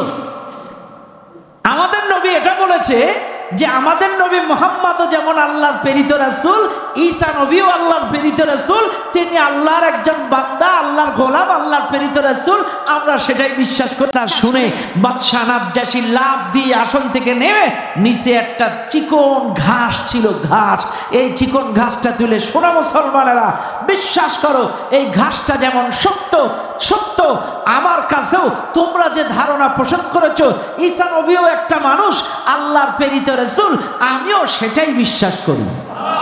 এটা জোরে কর না সুবহানাল্লাহ। আমিও সেটাই বিশ্বাস করি। কাজে তোমাদের বিশ্বাস আমার বিশ্বাস এক, তোমাদের তেলাওয়াত শুনে আমি বিমোহিত। কাজে মুসলমানেরা আমাকে কালেমা পড়ায় দাও, লা ইলাহা ইল্লাল্লাহ মুহাম্মাদুর রাসূলুল্লাহ, চিৎকার মেরে বলেন সাল্লাল্লাহু আলাইহি ওয়াসাল্লাম। বাদশাহ নাজ্জাশী ইসলাম কবুল করলেন এবং যে দুইজন কাফের ফেরত নিতে এসেছিল 101 জনকে, শুনে নাও তোমরা আমার মুসলিম ভাইদেরকে নিতে এসেছো, আজকের থেকে 101 জন এই আবিসিনিয়ার রাষ্ট্রীয় মেহমান। এতদিন তো পলায় পলায় আসিল, কিন্তু এখন কি? সুবহানাল্লাহ না, এখন কি? রাষ্ট্রীয় মেহমান। একটু চিৎকার মেরে বলেন সুবহানাল্লাহ। ইজ্জতের মালিক কে? আরো জোরে বলেন কে? এটা কিন্তু কোরআনের আয়াত। যারাই হিজরত করেছে এদের সম্মান বাড়িয়ে দিয়েছেন কে? জোরে বলেন কে? والذين هاجروا في الله من بعد ما ظلموا لنبوئنهم في الدنيا حسنة ولا أجر الآخرة أكبر لو كانوا يعلمون। কোরআনের আয়াত সূরা নাহল।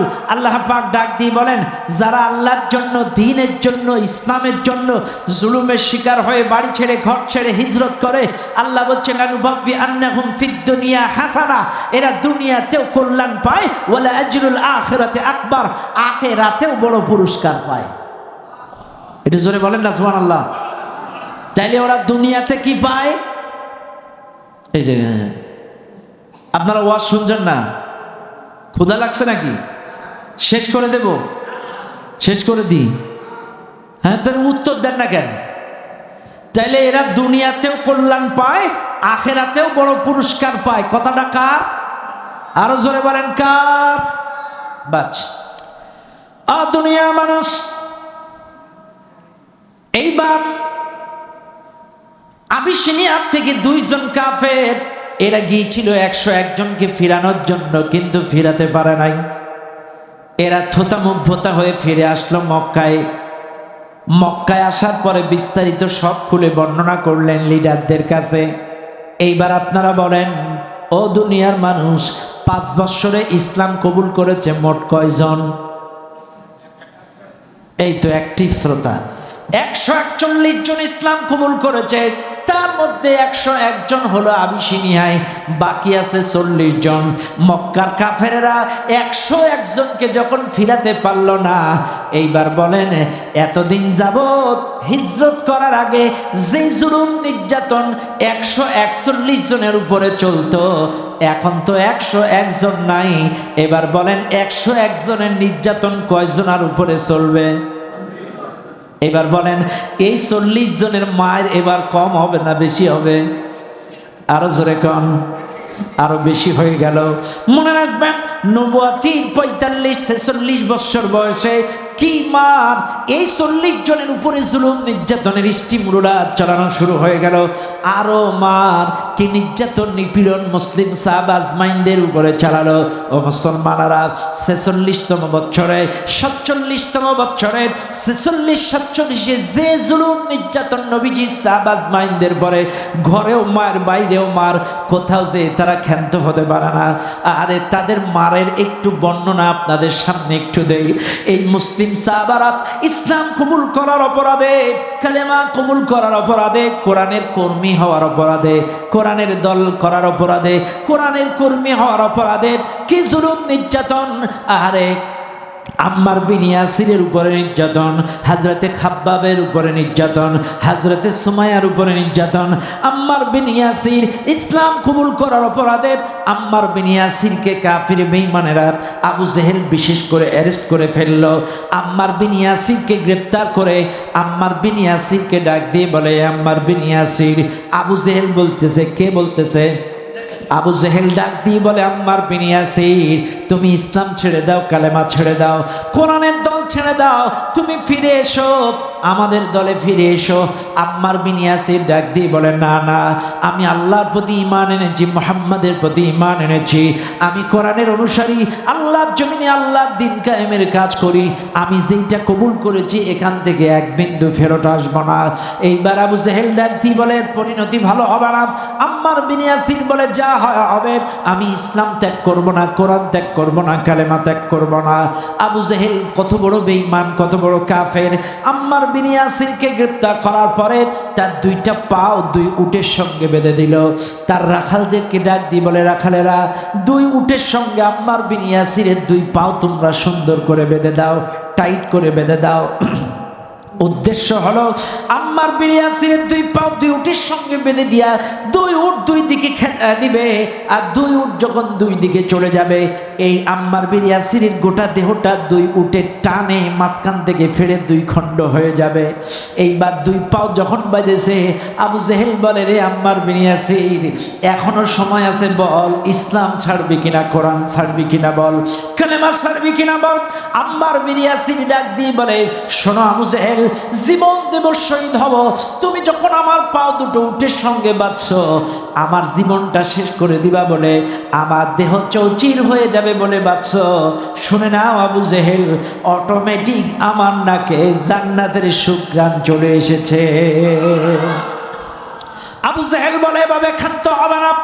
দুই উট দুই দিকে খেদা দিল, দুই উট দুই দিকে চলে গেল। আম্মার বিন ইয়াসিরের মাঝখান থেকে দেহ ফাইড়ে দুই খণ্ড হয়ে মাটির মধ্যে পড়ে গেল। শুনে নেন দুনিয়ার মানুষ, পড়ে গেল, তারপরেও ইসলাম ত্যাগ করে নাই, কোরআন ত্যাগ করে নাই, ইসলামী আন্দোলন ত্যাগ করে নাই।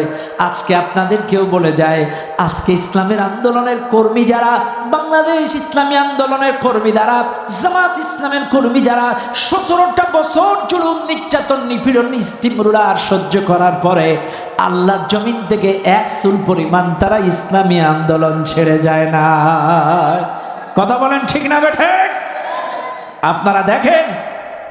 আপনারা দেখেন দেশ ত্যাগ, এই ক্ষমতা বদল হয়েছে, সাথে সাথে জালেমেরা স্থান পরিবর্তন করে আরেক দলে ঢুকতেছে। কথা কন না কেন? কিন্তু 17টা বছর মামলা হামলা চালানোর পরেও এক বিন্দু এরা ইসলামী আন্দোলন ছাড়ে নাই, জামাত ইসলাম ছেড়ে যায় নাই। কারণ তারা মনে করে এটা কোনো রাজনৈতিক দল হিসেবে নয়, এরা মনে করে আল্লাহর জমিনে আল্লাহর দ্বীন কায়েমের একটা প্ল্যাটফর্ম। আজকে বাংলাদেশের দিকে তাকান, এতগুলো ইসলামী দল আছে, সব দল খণ্ডে খণ্ডে বিখণ্ডিত। আমি নাম বলবো না, আজকে প্রত্যেকটা ইসলামী দল খণ্ড খণ্ড বিখণ্ডিত, পথ পদবীর লোভে মারামারি, এমনকি বুজুর্গদের মধ্যেও মারামারি, পীরে পীরে মারামারি, দলে দলে মারামারি। কিন্তু এই বাংলার জমিনে একমাত্র দল বাংলাদেশ জামাত ইসলামী আজ অব্দি কোনোদিন দল নিয়ে ভাগাভাগি নিয়ে পদবী নিয়ে মারামারি করে নয়, আজ অব্দি মারামারি করে নয়। এত ছাত্র সংগঠন, আমি কাউকে টার্গেট করে বলছি না, কিন্তু বাংলাদেশে অসংখ্য ছাত্র সংগঠন আছে, এদের চেহারার দিকে থেকে দেখেন। আর বাংলাদেশ জামাত ইসলামীর যে ছাত্র সংগঠন, ইসলামী ছাত্র শিবিরের চেহারার দিকে তাকিয়ে দেখেন, এদের চেহারার দিকে তাকায় দেখেন, তাদের মুখে দাড়ি, তাদের মুখের মধ্যে নূর চমকায়, 5 ওয়াক্ত নামাজ পড়ে, এরা কোরআন তিলাওয়াত করে, এরা বিড়ি খায় না, এরা গাঁজা খায় না, এরা চাঁদাবাজি করে না, এরা ধর্ষণ করে না। এদের চেহারা আর অন্য ছাত্রদের দিকে তাকায় দেখেন। আপনারা কোন দিক থেকে বলবেন? চরিত্রের দিক থেকে তারাই ফার্স্ট, মেধার দিক থেকে তারাই ফার্স্ট, সব দিক থেকে আজকে বিচার বিশ্লেষণ করবেন। বিশ্বাস করেন, আমি আপনাদেরকে বুঝাইতে চাইতেছি, আজকে যার সন্তান খারাপ হয়ে যায়, এর চাইতে কপাল পোড়া বাবা আর হতে পারে না, বাবা আর হতে পারে না। এত টাকা পয়সা কামাই করে সন্তানকে যদি মানুষ করতে না পারেন, এখন আপনি বলবেন হুজুর ছাত্র শিবির করলে মানুষ হবে, তার প্রমাণ কি? এখন আসেন আমি আপনাদেরকে একটা তথ্য দেই ভাইরে, ইসলামী ছাত্র শিবির হতে গেলে আপনাকে প্রত্যেক দিন 5 ওয়াক্ত নামাজ পড়া লাগবে, প্রত্যেক দিন কোরআন তিলাওয়াত করা লাগবে, প্রত্যেক দিন ইসলামী সাহিত্য পড়া লাগবে, প্রত্যেক দিন আপনাকে হাদিস পড়া লাগবে, প্রত্যেক দিন আপনাকে মানুষদেরকে দাওয়াত দেওয়া লাগবে। ও ভাই, নিয়মিত পড়াশোনা করা লাগবে, মেধা তালিকায় ভালো হওয়া লাগবে। এই সত্যগুলো কোনো নেশা পান মাদকের পাশে যাওয়া যাবে না। এখন যেই ছেলেটা প্রতি সপ্তাহে প্রতি মাসে তার উপরের বড় ভাইদের কাছে এই রিপোর্টটা জমা দেয়, আমার 1 বছরের 1 সপ্তাহের আমলনামা, 1 মাসের আমলনামা, প্রতি মাসে তার রিপোর্ট জমা দেওয়া লাগে। 1 মাসে তার কয় রাকাত নামাজ কাজা গেছে, 1 মাসে সে কয় পারা কোরআন তেলাওয়াত করেছে, কয়টা হাদিস পড়েছে। ও ভাই, আপনার বাচ্চাটা যদি ইসলামী ছাত্র শিবিরের আন্ডারে চলে যায়, আর এই বাচ্চাটা যদি নিয়মিত কোরআন পড়ে, নামাজ পড়ে, মাদক না খায়, এ তো মাত্র 1 বছর পড়লে তো সোনায় সোহাগা হয়ে যাবে। এই বাইন্ডিং এর মধ্যে থাকলে, যে ছেলেটা নিয়মিত নামাজ পড়ে, কোরআন তেলাওয়াত করে, ভাইরে আমি নাম বলবো না, এদেশে অসংখ্য সংগঠন আছে, আপনাকে ইনফরমেশন দেবে, অমুক জায়গায় যাত্রা, অমুক জায়গায় মমতাজ, অমুক জায়গায় এটা। আর ইসলামী ছাত্র শিবির ভাইরা আজান দিলে আপনাকে নামাজে ডেকে নিয়ে যাবে, কোরআনের দাস শোনাবে, কোরআনের তাফসীর শোনাবে। কাজী মনে রাখবেন, যার সাথে যার মোহাব্বত, তার সাথে তার কিয়ামত। মান তাশাব্বাহা বিকওমিন ফাহুয়া মিনহুম, যার সাথে যার মোহাব্বত, তার সাথে তার কিয়ামত। এটা শুধু ছাত্র শিবির নয়, যারা মুরব্বী আছেন তাদেরকেও বলছি, ইয়াউমা নাদউ কুল্লা উনাসিন বিইমামিহিম ফামান উতিয়া কিতাবাহু বিয়ামিনিহি ফাউলাইকা ইয়াকরাউনা কিতাবাহুম ওয়ালা ইজলামুনা ফাতিলা। সূরা বনী ইসরাঈলের আয়াত। আল্লাহ পাক বলেন, স্মরণ করো ওই দিনের কথা, যেই দিন প্রত্যেকটা দলের নেতা সহ ডাক দেওয়া হবে। প্রত্যেকটা দলের নেতা সহ ডাক দেওয়া হবে কিয়ামতের দিন। আপনি যেমন নেতার সাথে ঘুরেছেন, সেই নেতা সহ ডাক দেবে। আপনি যদি চাঁদাবাজ নেতার সাথে ঘুরেন, ধর্ষক নেতার সাথে ঘুরেন, মক্কর নেতার সাথে ঘুরেন, ওই নেতার সাথে আপনার হাসর হবে। আপনি যদি আল্লাহওয়ালা নেতার সাথে ঘুরেন, নামাজি নেতার সাথে ঘুরেন, কোরআনওয়ালা নেতার সাথে ঘুরেন, ওই লোকের সাথে আপনার কিয়ামত হবে।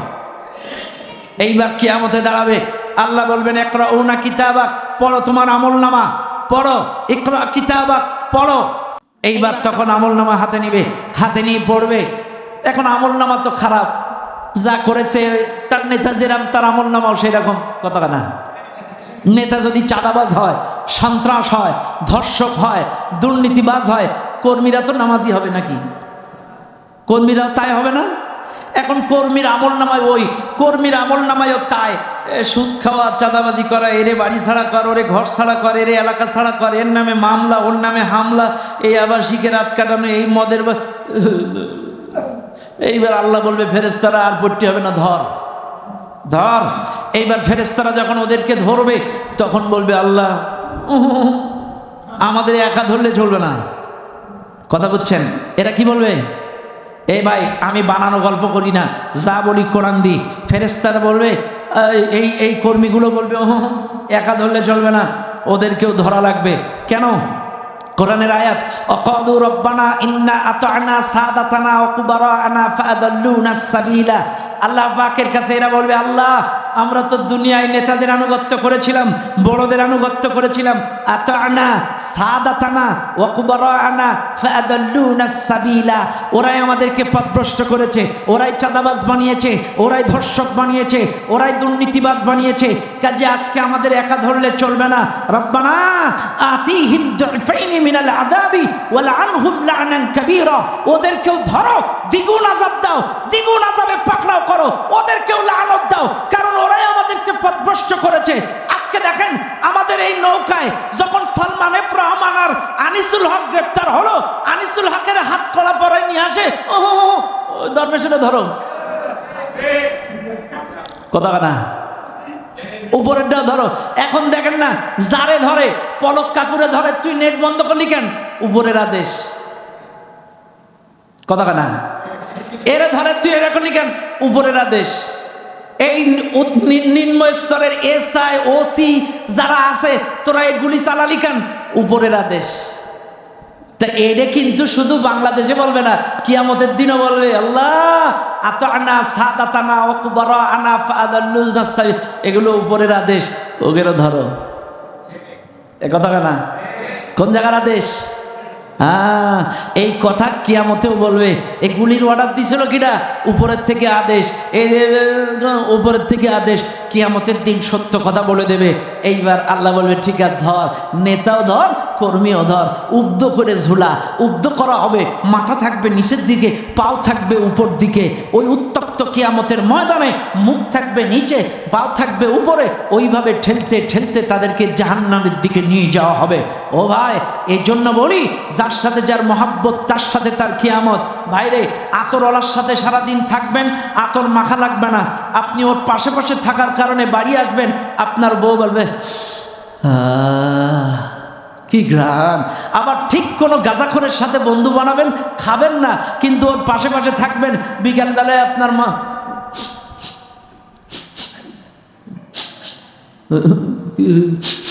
কি কথা কথা। আরে এইভাবে তো শয়তানি শেখে। ও কি বিড়ি খাওয়া কি মারপেট থেকে শিখে আসে নাকি?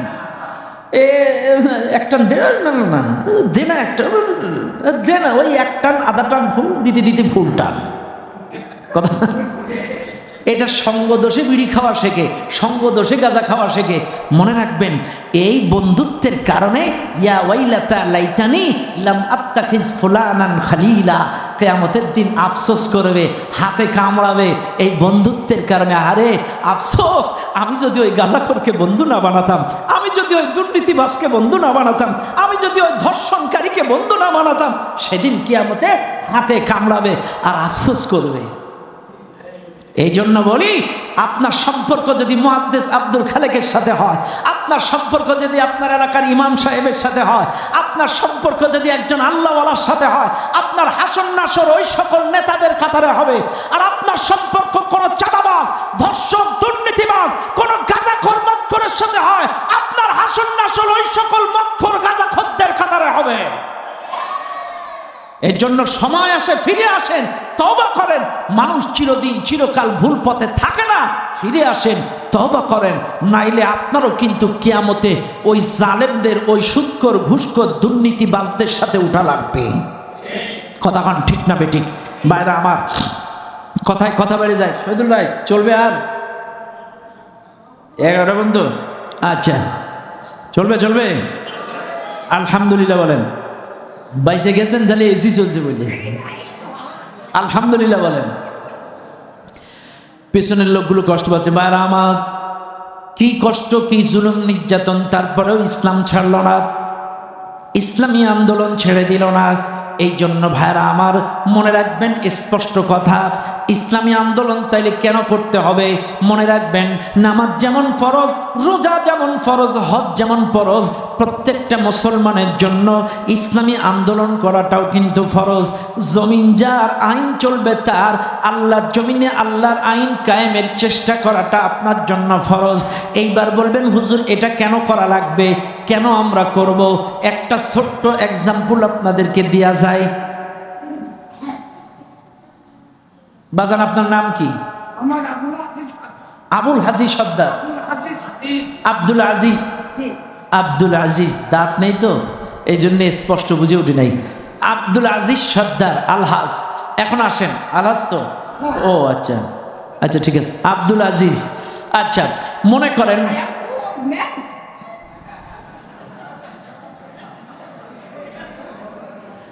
শোনেন, মুরব্বীরে বাদ দে, একটু চ্যাংড়া দিকে নেই বাবা। ভাই আপনার নাম কি? মুস্তাফিজুর রহমান, কি সুন্দর নাম। আমার মুস্তাফিজ ভাই জায়গায় আছে। কথার কথা, আমি যদি বলি মুস্তাফিজ ভাই আজকের থেকে আপনার বাড়ি আমার আইন, আমার মাতব্বাড়ি, আমার কথা মতো আপনার বাড়ির লোকজন ওঠা বসা, খাওয়া দাওয়া, চলাফেরা সব আমার কথা মতো করতে হবে, মুস্তাফিজ ভাই মানবে না? মানবে? কেন মানবে না? কতক্ষণ? বাড়ি কার? বাড়ি কার? মুস্তাফিজ ভাইয়ের বাড়ি, মুস্তাফিজ ভাইয়ের বউ, মুস্তাফিজ ভাইয়ের বাচ্চা, মুস্তাফিজ ভাই সব। মুস্তাফিজ ভাই বলবে হুজুর আপনার মাতব্বাড়ি মসজিদের মাইকে চলবে, আমার বাড়ি না। কথা না কেন? আর আমি যদি জোর করে ওই বাড়ি মাতব্বাড়ি চালাইতে যাই, উনি কি আমার নাকের বদনা রাখবে? কি করবে? ছাড়াবে না? বুঝবেন কিন্তু। চাইলে সাপোজ মুস্তাফিজ ভাইয়ের বাড়ি যদি আমার মাতব্বাড়ি না চলে, আমার বাড়ি যদি মুস্তাফিজ ভাইয়ের মাতব্বাড়ি না চলে, আপনারা কে কোন দল করেন আমি জানি না। এবার আপনারা বলেন এই জমিন কার? আসমান কার? আপনাকে আমাকে সৃষ্টি করছে কে? এইবার বোঝেন, তাইলে ওনার বাড়ি যদি আমার মাতব্বাড়ি না চলে, আমার বাড়ি যদি ওনার মাতব্বাড়ি না চলে, তাইলে এই জমিন আল্লাহর, আসমান আল্লাহর, আপনি আল্লাহর, এই জমিনে আল্লাহর আইন বাদ দিয়ে অন্য কারোর আইন চালাবেন, এটা কিভাবে আল্লাহ মেনে নেবে? আল্লাহ মানবে? মানবে? তাইলে এ দল ও দল করেন কেন? তাইলে এটা সহজ বিষয়। এই জমিন আল্লাহর, আসমান আল্লাহর। আল্লাযী খলাকাকুম, তোমাদেরকে সৃষ্টি করেছে আমি। আল্লাযী জাআলা লাকুমুল আরদা ফিরাশা, এই জমিনটাকে বিছানা বানাইছে আমি। ওয়াস সামাআ বিনাআ, আসমানটাকে ছাদ বানাইছে আমি। ওয়া আনজালা মিনাস সামাই মাআ, আসমান থেকে বৃষ্টি বর্ষণ করি আমি। ফাআখরাজা বিহি মিনাস সামারাতি রিজকাল লাকুম, এই জমিনে ফসলের মাধ্যমে রিজিকের ব্যবস্থা করি আমি।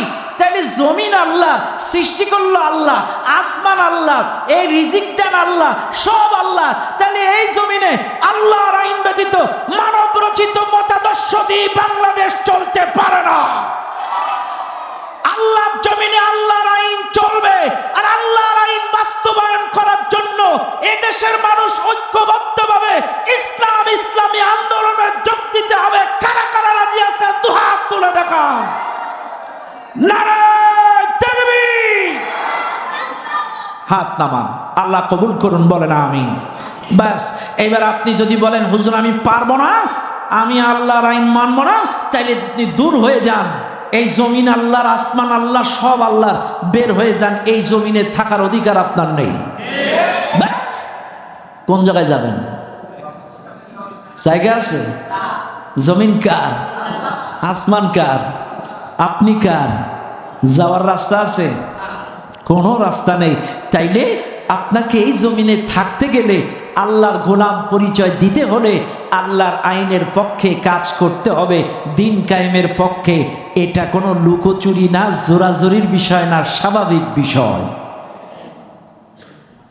কেন করবেন না আপনি ইসলামী আন্দোলন? কেন করবেন না ভাইরে? করোনা ভাইরাসের সময় এক লোকের যদি 1 ঘন্টা অক্সিজেন দিয়েছে কোন হসপিটালে 200 টাকা বিল, তাইলে একদিন দিলে 4800 টাকা, তার মানে 24 ঘন্টা অক্সিজেনের বিল 4800 টাকা। কত হয় 24 ঘন্টায়? 4800 টাকা 24 ঘন্টায়। তাইলে বলেন তো 1 মাসের অক্সিজেনের বিল কত? কত? 4800 গুণ 30, 1,44,000 টাকা আপনার 1 মাসের অক্সিজেনের বিল। বুঝেন কিন্তু? চাইলে এটা যদি 1 মাসের অক্সিজেন হয়, এবার গুণ 12, 1,72,08,000 টাকা। হ্যাঁ, 1,72,08,000 টাকা 1 বছরের অক্সিজেনের বিল। এইবার বলেন, আপনার তো কারোর 50, কারোর 40, কারোর 20, কারোর 30। বলেন তো 50 বছরে যে কত টাকার অক্সিজেন খাইছেন, কারোর কি বিল দেওয়া লাগছে? 1 বছরে যদি 1,72,00,000 হয়, হ্যাঁ, 1 বছরে যদি 1,72,00,000 হয়, তাহলে আপনারা বলেন আপনার 50 বছরের অক্সিজেনের দাম কত? আল্লাহু আকবার। তাহলে কেন আপনি আল্লাহর গোলামি করবেন না? কেন করবেন না? মানুষ তো 2 দিন ভাত না খাইলেও বাঁচে, কিন্তু 2 মিনিট যদি কারোর অক্সিজেন বন্ধ হয়, কাজী আল্লাহ জমিনে থাকতে গেলে, আল্লাহ দেওয়া অক্সিজেন খাইতে গেলে আল্লাহর গোলামি করা লাগবে। আল্লাহর দ্বীন কায়েমের আন্দোলনে আপনাকে সম্পৃক্ত হওয়া লাগবে। কথা বলেন ঠিক কিনা? বারা আমার বাবাজিরা আমার, 47তম বছরের মুহররম মাসের 1 তারিখে কাফের বেঈমানেরা একত্রিত হয়ে মিটিং বসালো। কাফেররা সিদ্ধান্ত নিল মুহাম্মদকে এইভাবে প্রকাশ্যে দ্বীনের দাওয়াত দিতে যাওয়া যাবে না, যাদের কারণে মুহাম্মাদের দ্বীন প্রচার করার কারণে 101 জন ইসলাম কবুল করে তারা আবিসিনিয়ায় হিজরত করেছে। আমাদের বাপদাদার ধর্মের মুখে কালি, আমাদের মধ্যে গ্রুপিং হয়ে যাচ্ছে। অসংখ্য মানুষ ইসলামের সুশীতল বাতাসের মধ্যে প্রবেশ করতেছে, অনেক মানুষ কবুল করতেছে ইসলাম। কাজী মুহাম্মদকে প্রকাশ্যে ঘুরতে দেওয়া যাবে না, ইসলামের দাওয়াত দিতে দেওয়া যাবে না। কি করা যায়? মক্কার বড় বড় কাফের আবু জেহেল, উতবা, সাইবা, উতাইবা, বড় বড় নেতারা আবুল আহাব সহ বড় বড় নেতারা একত্রিত হয়ে একটা আইন রচনা করলো। মুহাম্মদ সহ তার অনুসারী যারা দিন প্রচার করে এদেরকে কারাগারে নিক্ষেপ করা লাগবে, একটা আইন রচনা করো। কাফেররা একটা আইন বানালো।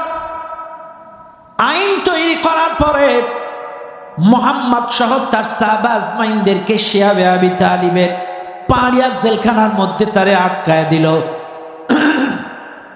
পাহাড়িয়া জেলখানার মধ্যে আটকায় দিল নবীজিকে। আটকায় দেওয়ার পরে, আরে এই পৃথিবীর প্রত্যেকটা জেলখানায় জেলের মধ্যে আসামিদেরকে খাওয়া দাওয়া হয়, চিকিৎসার ব্যবস্থা করা হয়। কিন্তু আমার আপনার নবী সহ সাহাবাদেরকে যে কারাগারে ঢুকাইছিল, ওই কারাগারের মধ্যে কোনো স্পেশাল খাওয়া দাওয়ার ব্যবস্থা ছিল না, কোনো চিকিৎসার ব্যবস্থা ছিল না। ক্ষুধা, তীব্র যন্ত্রণা সাহাবারা সহ্য করতে পারে না। ওই কারাগারের মধ্যে কাঁটাওয়ালা যুক্ত বাবলা গাছ, ক্ষুধার যন্ত্রণা সহ্য করতে না পেরে সাহাবারা ওই কারাগারের কাঁটাওয়ালা যুক্ত পাতাগুলো আর ফলগুলো ছিঁড়ে ছিঁড়ে ছিঁড়ে ছিঁড়ে খেয়ে তারা জীবন ধারণ করেছে। সম্মানিত ভাইরা আমার, 1, 2, 3 নবীর বয়স যখন 50-এ পদার্পণ হলো, 50তম বছর, এমন সময় নবীজি এইবার চাচা আবু তালেবকে ডাক দিলেন। চাচা আবু তালেবকে ডেকে বললেন, বাজান, আমাকে যে আইন তৈরি করে, যে আইন রচনা করে জেলখানার মধ্যে কাফেররা আমাকে 3টা বছর বন্দি করে রাখলো, বাজান আপনাকে একটা তথ্য দেই চাচা, এই আইনটা তৎকালীন সময় কাগজ কলম ছিল না। মনে রাখবেন, তৎকালীন সময় কাগজ কলম বা সফটওয়্যার ছিল না। সেই সময় কোনো আইন যদি রচনা করত, এটা রচনা করে একটা চামড়ার গায়ে খোদাই করে এটা রেখে দিত, সংরক্ষণ করত। আল্লাহর নবীকে সাহাবা আজমাইনদেরকে কারাগারের মধ্যে ঢুকানোর জন্য যে আইন কাফেররা রচনা করলো, এই আইনটা রচনা করে একটা চামড়ার গায়ে খোদাই করে আইনটা লিখিত রাখলো। আইনটা লিখে কাবা ঘরের দেয়ালে ভেতরে সংরক্ষণ করলো। বলেন তো ঘরটা কার? আরো জোরে কোন কার? অথচ এই ঘরের মধ্যে আইন বানাইছে আল্লাহ নবী আর সাহাবাদেরকে জেলখানায় রাখার। চিন্তা করেন, দুনিয়ার মানুষ নবী সহ সাহাবা আজমাইনদের জেলখানায় বন্দী। নবী বলে, চাচা এই যে আইনটা কাবা ঘরের মধ্যে রাখা, ওগো চাচা, এই আইনের ভিতরে যত জায়গায় আল্লাহর নাম আছে, আইনটা রচনা করতে যে যত লম্বা হয়েছে ঘটনা কথাবার্তা, এই আইনের ভিতরে যত জায়গায় আল্লাহর নাম খোদাই করে লেখা, শুধুমাত্র আল্লাহর নামগুলো অক্ষত আছে, ভালো আছে, আর বাদ বাকি সবগুলো ঘুনে পোকাই খেয়ে গেছে, সব খেয়ে গেছে।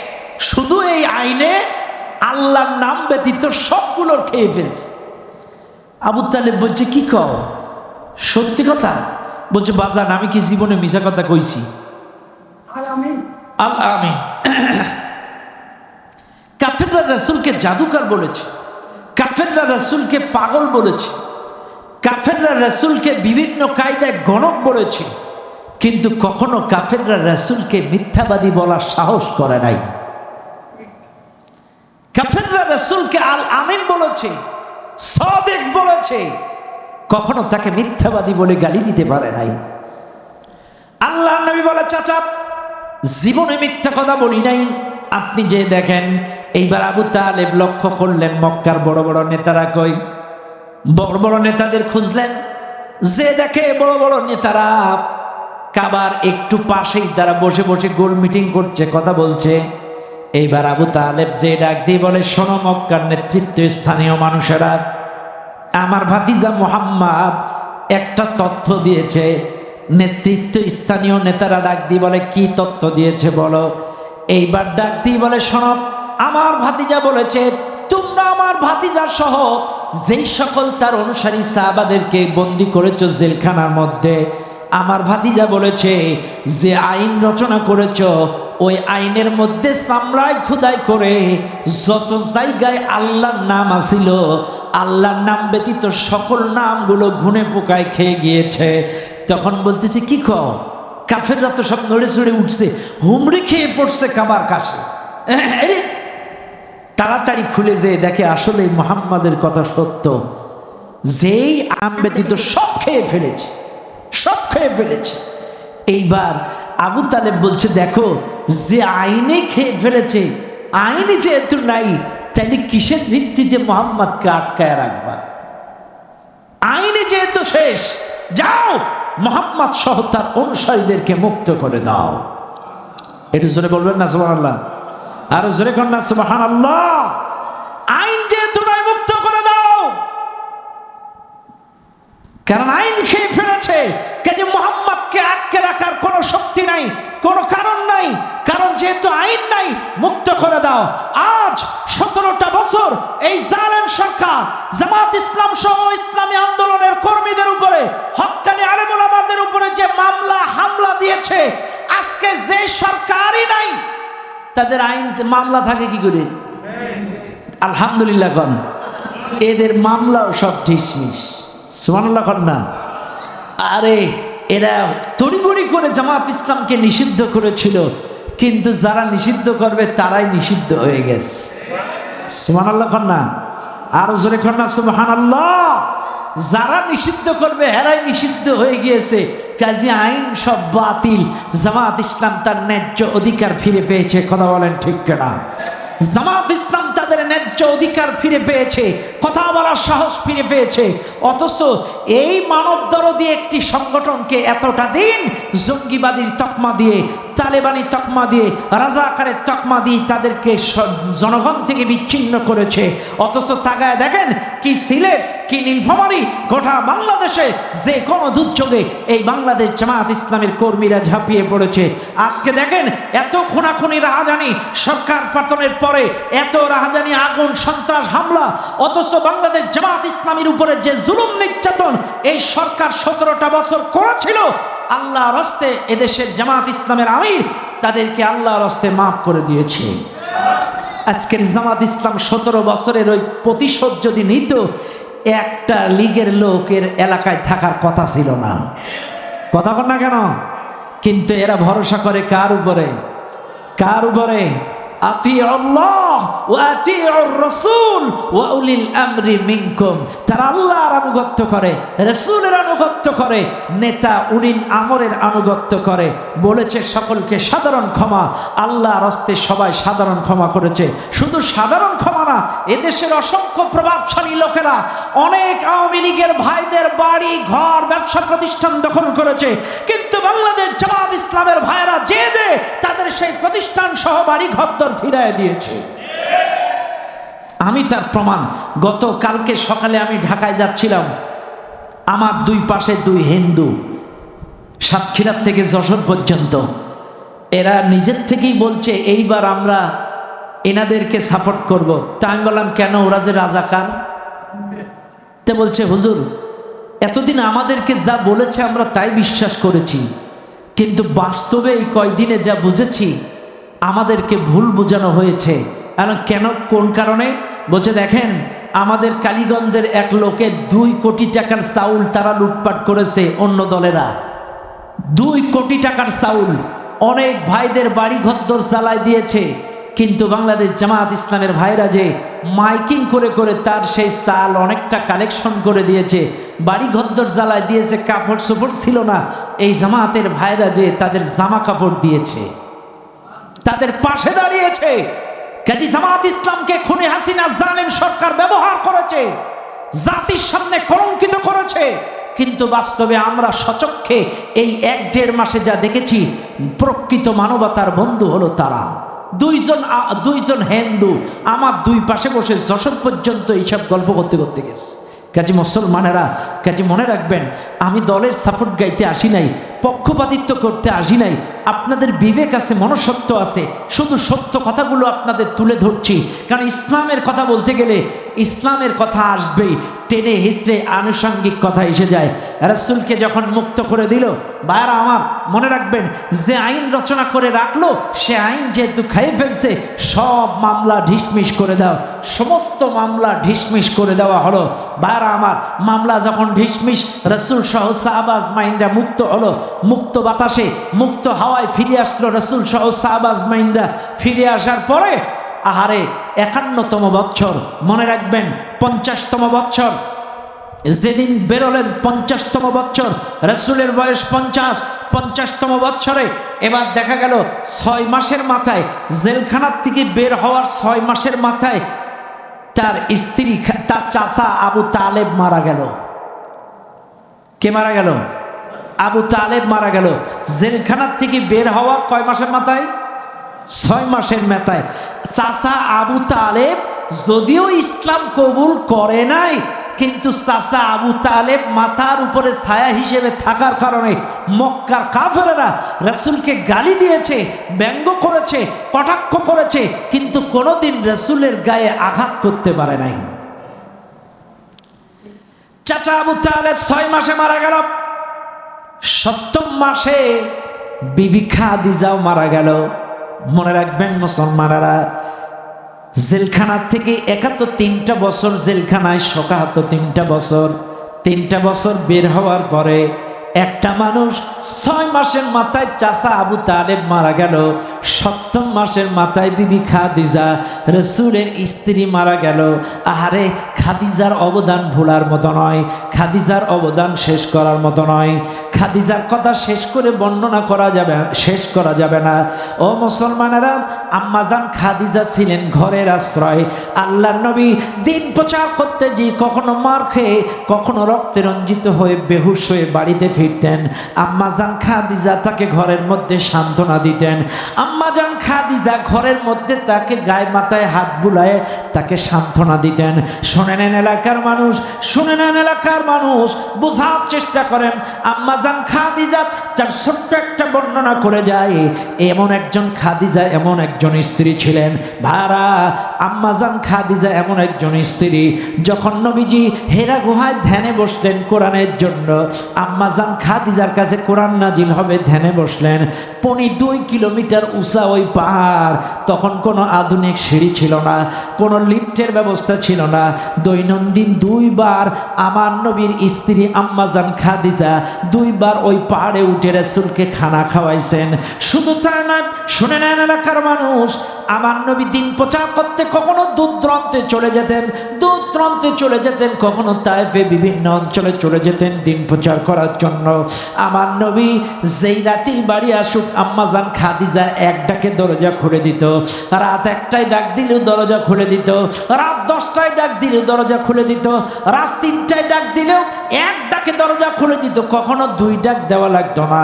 আমার নবীজি একদিন আম্মা জান খাদিজাকে ডাক দিয়ে বললেন, খাদিজা, তোমার দরজায় ডাক দিলে একবারেই তুমি দরজা খুলে দাও, তুমি কি ঘুমাও না?